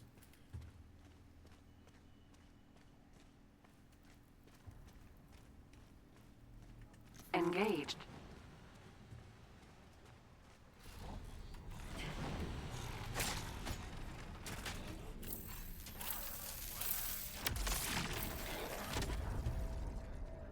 Seems fair. Goddamn piece of shit, brain dead, worthless developer. Fucking learn to design, cocksucker. Seems fair. First game, first level, first stage, first mobs, and you one-shot me. You're goddamn brain dead, worthless piece of shit developer. Do better next time. We all kind of wonder what's wrong with you a lot of the time. What's wrong with you? What's wrong with you? Why do you design like this, you fucking worthless piece of shit developer? Why? Why do you design like that? Come on, man.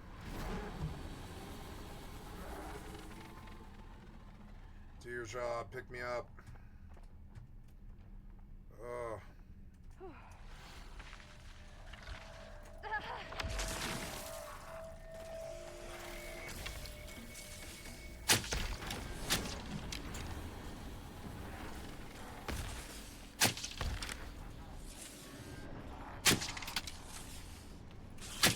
Autopilot disengaged.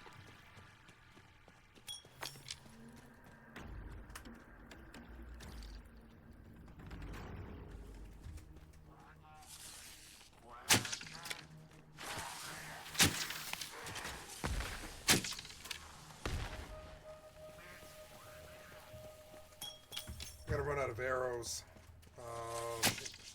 He knocked her. What an idiot.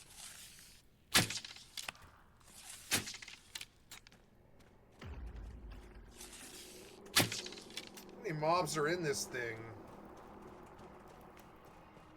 He just ignored me. Alright. Works for me.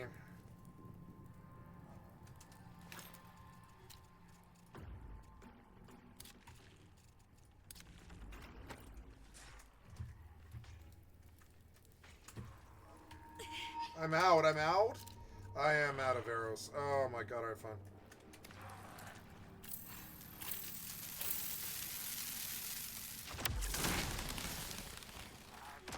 Oh yeah! Fuck you.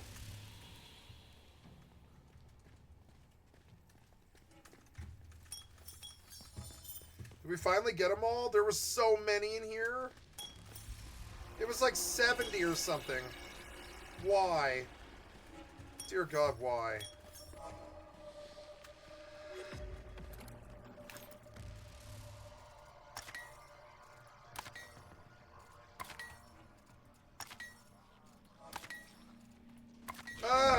No! No! Come on, man! 5 seconds to do something in my menu, please, before you pop aggro fucking link me, you goddamn worthless piece of shit developer.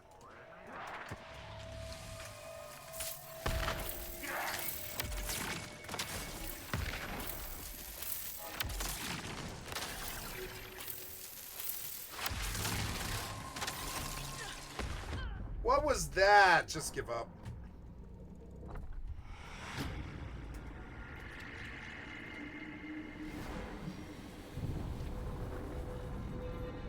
Wait, do I see a crystal? I do, I do.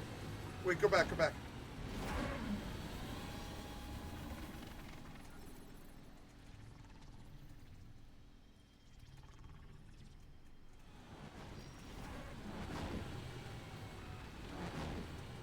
No, I saw a crystal. I saw one. Oh, I hate this.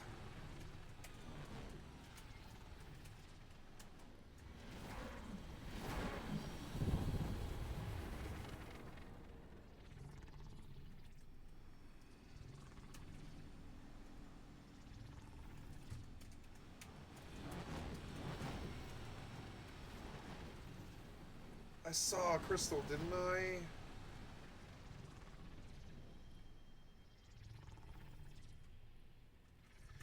No, I saw a spike. Or no, maybe that is a crystal. I don't know. Is that a crystal? No, it just looks like one. I don't see a crystal.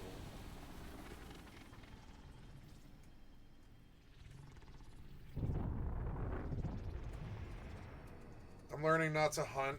Just keep on passing by all the other asteroids until you see a crystal. I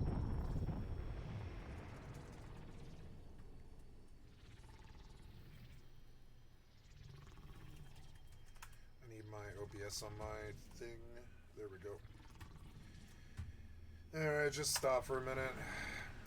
Annoying.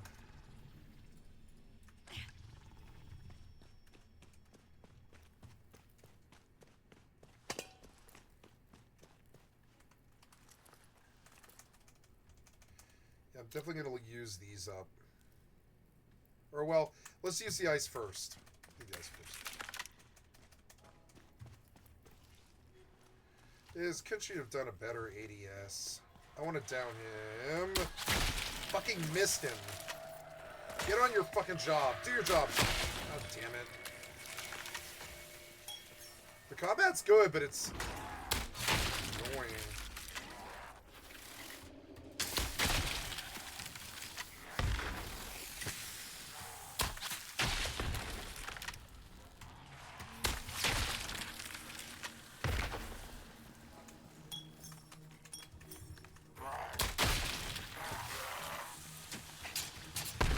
What? Are we both down? We're both down. God damn it. What the fuck was that?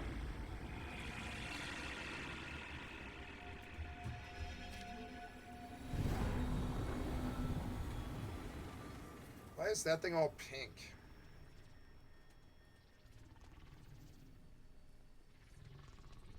I need a crystal. Ah, you're so annoying.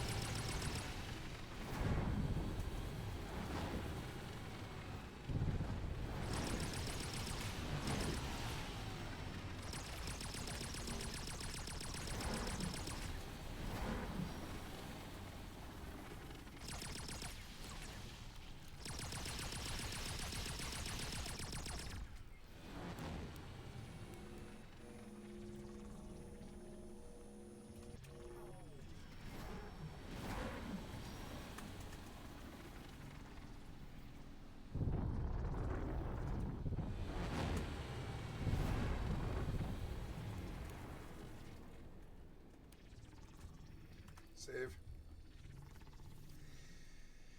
Yeah, maybe I'll sell just to go see how much money I have. I can't believe you made me fucking farm for 10 hours just to get enough money to buy the first miner ship. It's fucking stupid.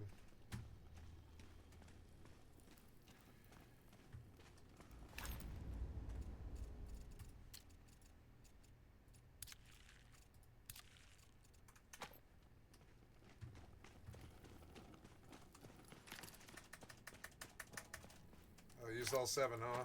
Yes, I did, huh? Alright. Wait. Oh, yeah.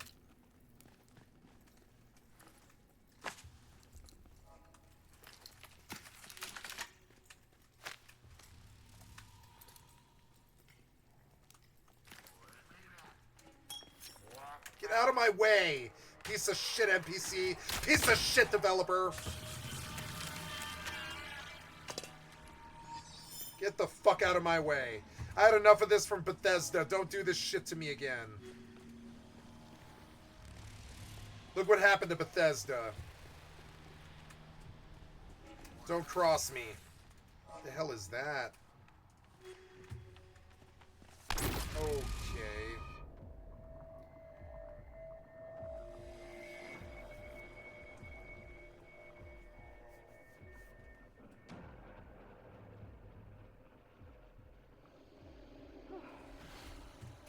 Nice.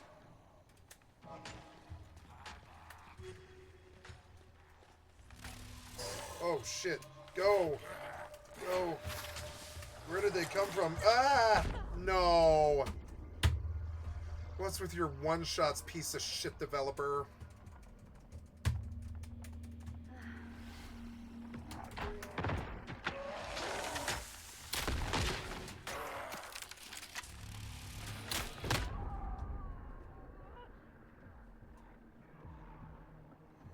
Come on, Kate, do your job. Let's go.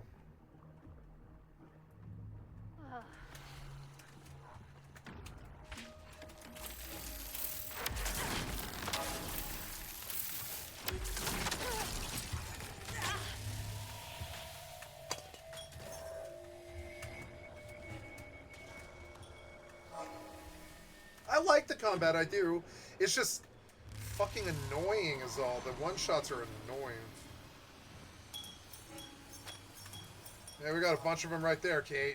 Jesus Christ.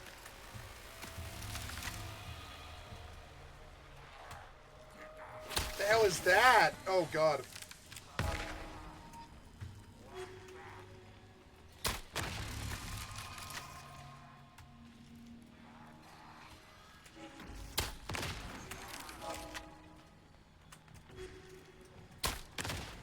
Man, all the prep I did was for this dungeon, and it actually was, like, really pretty tough.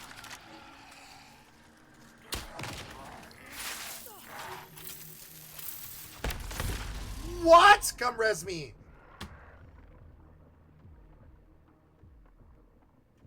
You idiot. I am gonna stab your fucking ass. I am gonna stab your fucking ass. Go. What? Come on, man. Your one-shots are a joke. He barely brushes me and we're done. What's with your one-shot? Your fucking shit is so stupid. That fucking mob accidentally one-shot me. What the fuck?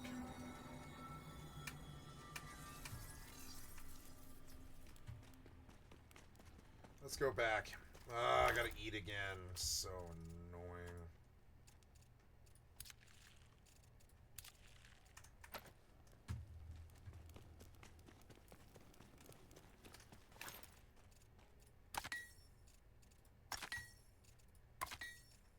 Please don't kill me while I'm in a menu.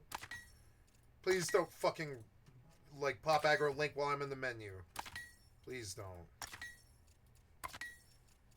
It's so annoying.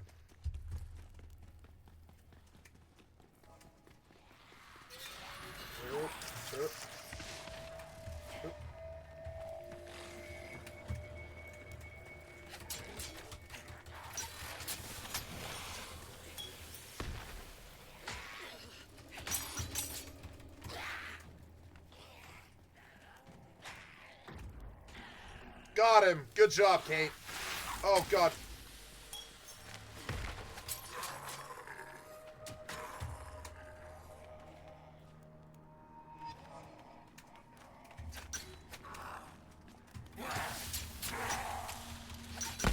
What? Oh, the one shot. Come back here. Fuck you.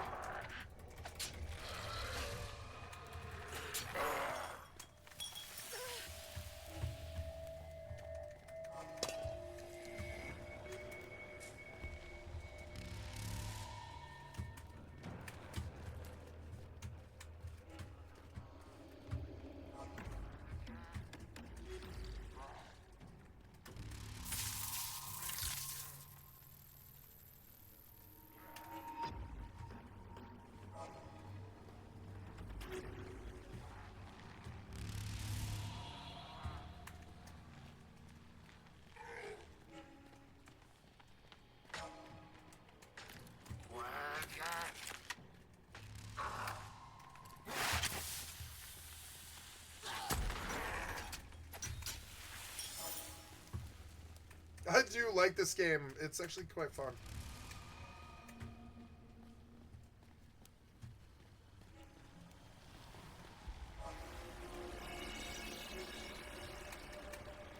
Where was that one thing that I kept shooting? Fuck, this place is huge.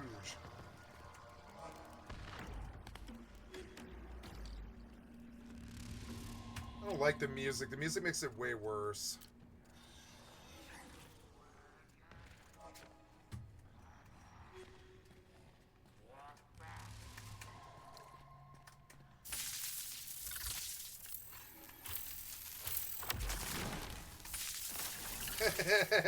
I like the casting. It's what I've been looking for, like in a magic game, kind of. Oh shit!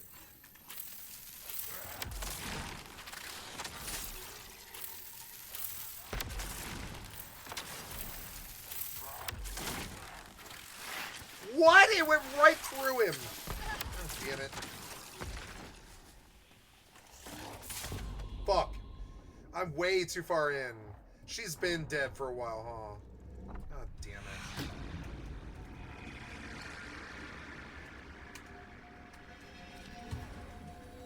Where am I now?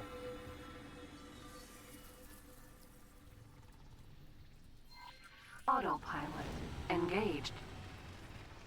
Alright, let's try again.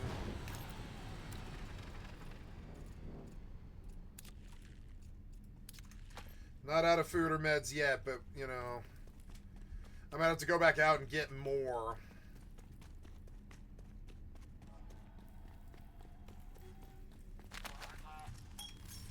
Ooh, arcane wicks and stuff. Ooh.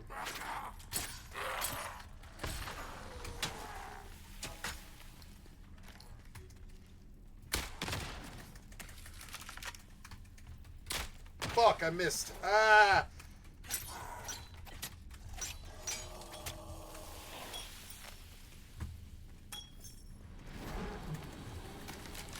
I like these explosive rounds. They feel really decisive. Gunpowder.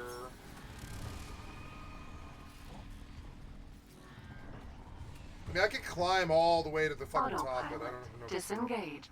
it's really necessary. Oh, should say something weird. Ah! Oh, ouchies. Yeah, that hurt. Great.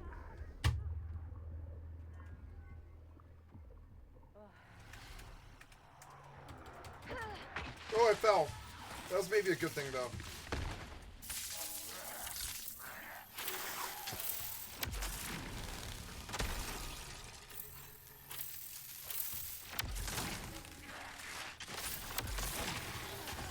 What? Oh, God. And now I have to give up. Why so many mobs?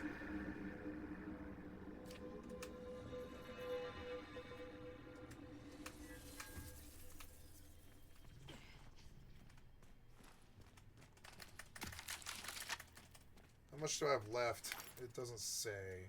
One. I bet one. Maybe we can get a splash damage on like 4 of them or something. Make this a lot easier. Oh.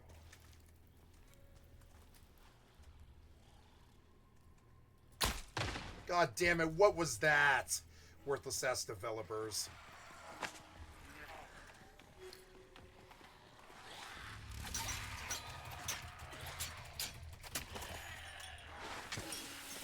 Ah! Whoa! The hell was this? Where are you, Kate? You fucking suck. You've got the... You're maybe... I've seen fucking PlayStation 2 AI that were better than you. Let's go.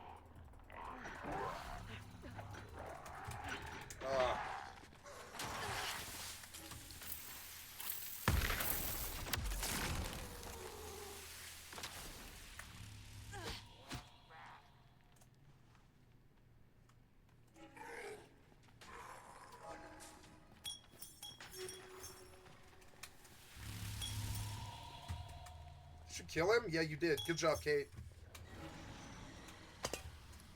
Gunpowder. At least I'm getting a lot of replacements for the bullets I used.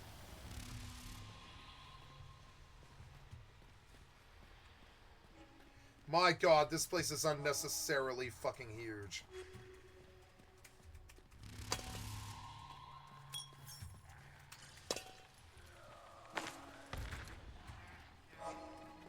There, that thing. That fucking thing.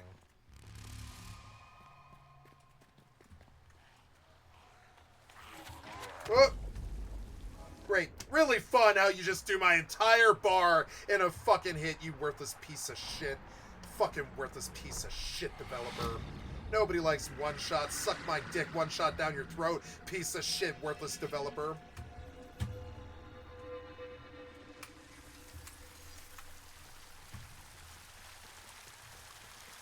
Oh my god. Well, I got a lot of money out of this. Oh, cool! First hit. No, just for full blown. Just fucking kill me first hit. Not, you know. Why would I play the game if I can't even, like, withstand a single hit? You're fucking dumb. What? Fuck. Fucking res me. So dumb I did this.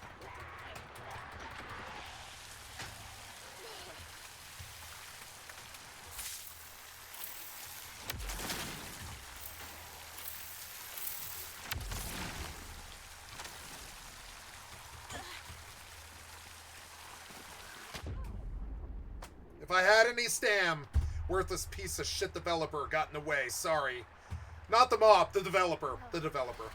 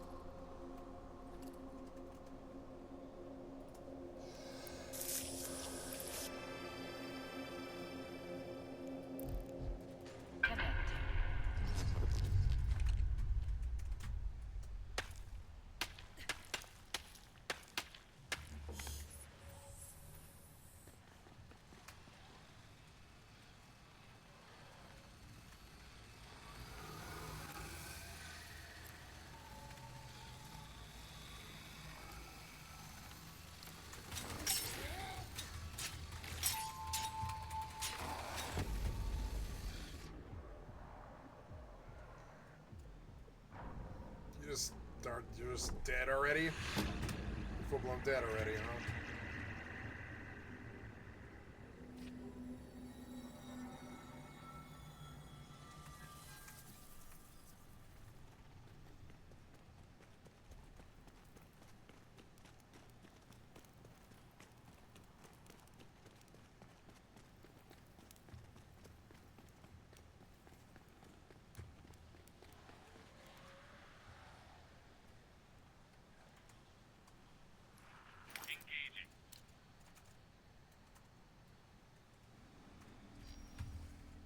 Engaging.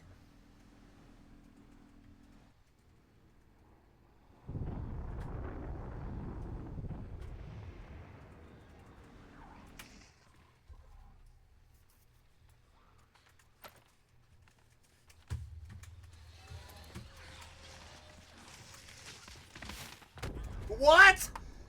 God damn it, man. What was this? You were in the other room? What? I mean, why did you waste my time? Come on, man. Why'd you waste my time?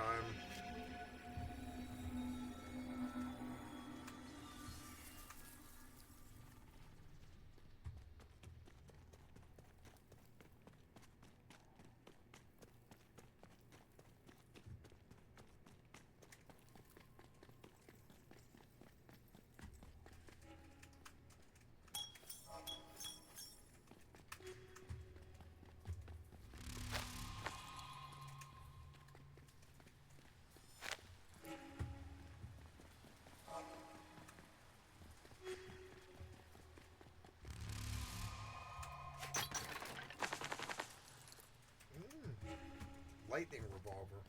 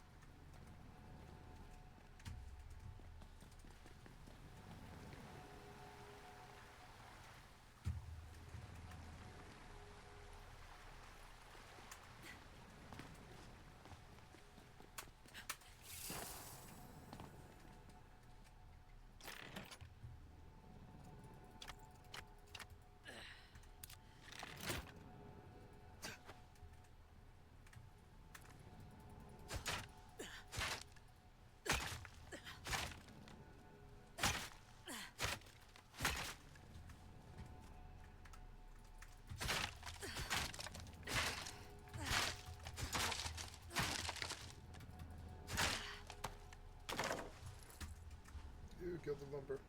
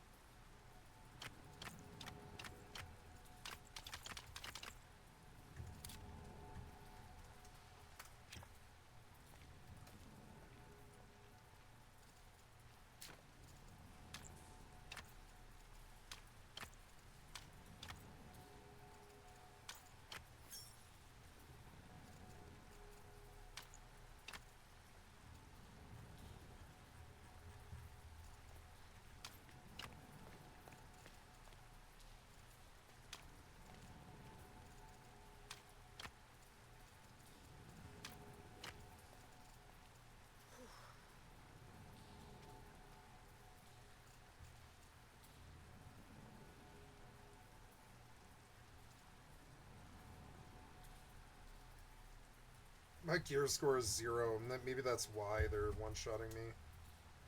I need to make more clothes.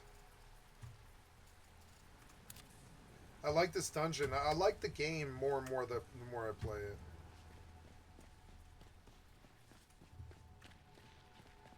I have no idea where to go, so I'm just gonna fucking go forward.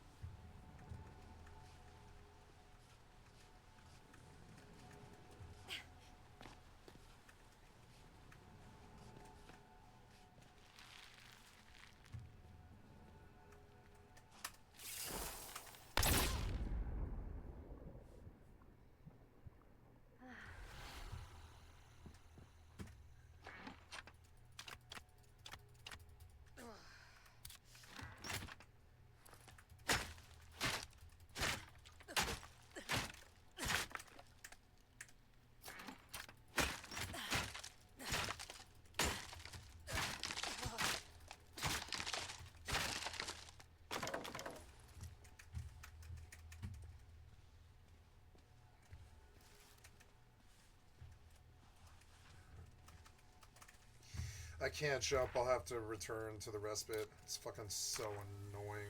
But I felt like it was a good run. It felt like a good extraction run. It felt good.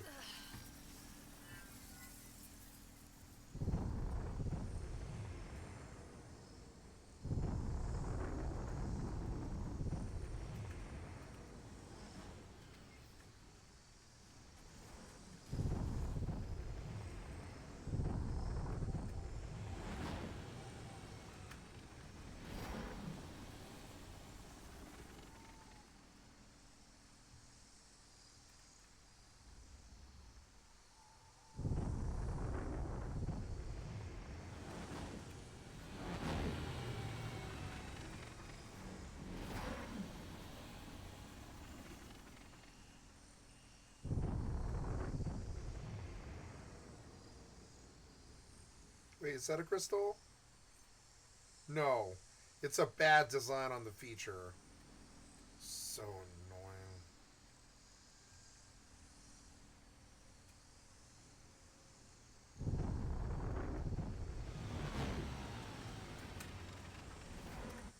Fucking annoying.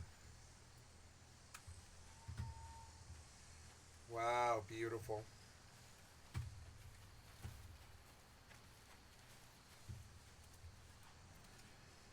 Okay, so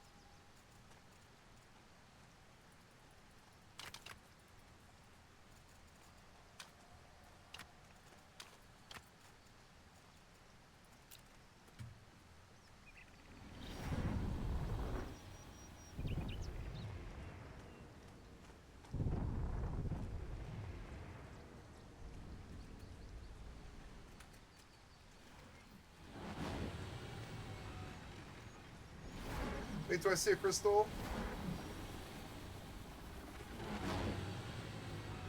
I do, I think. Oh, I think I do.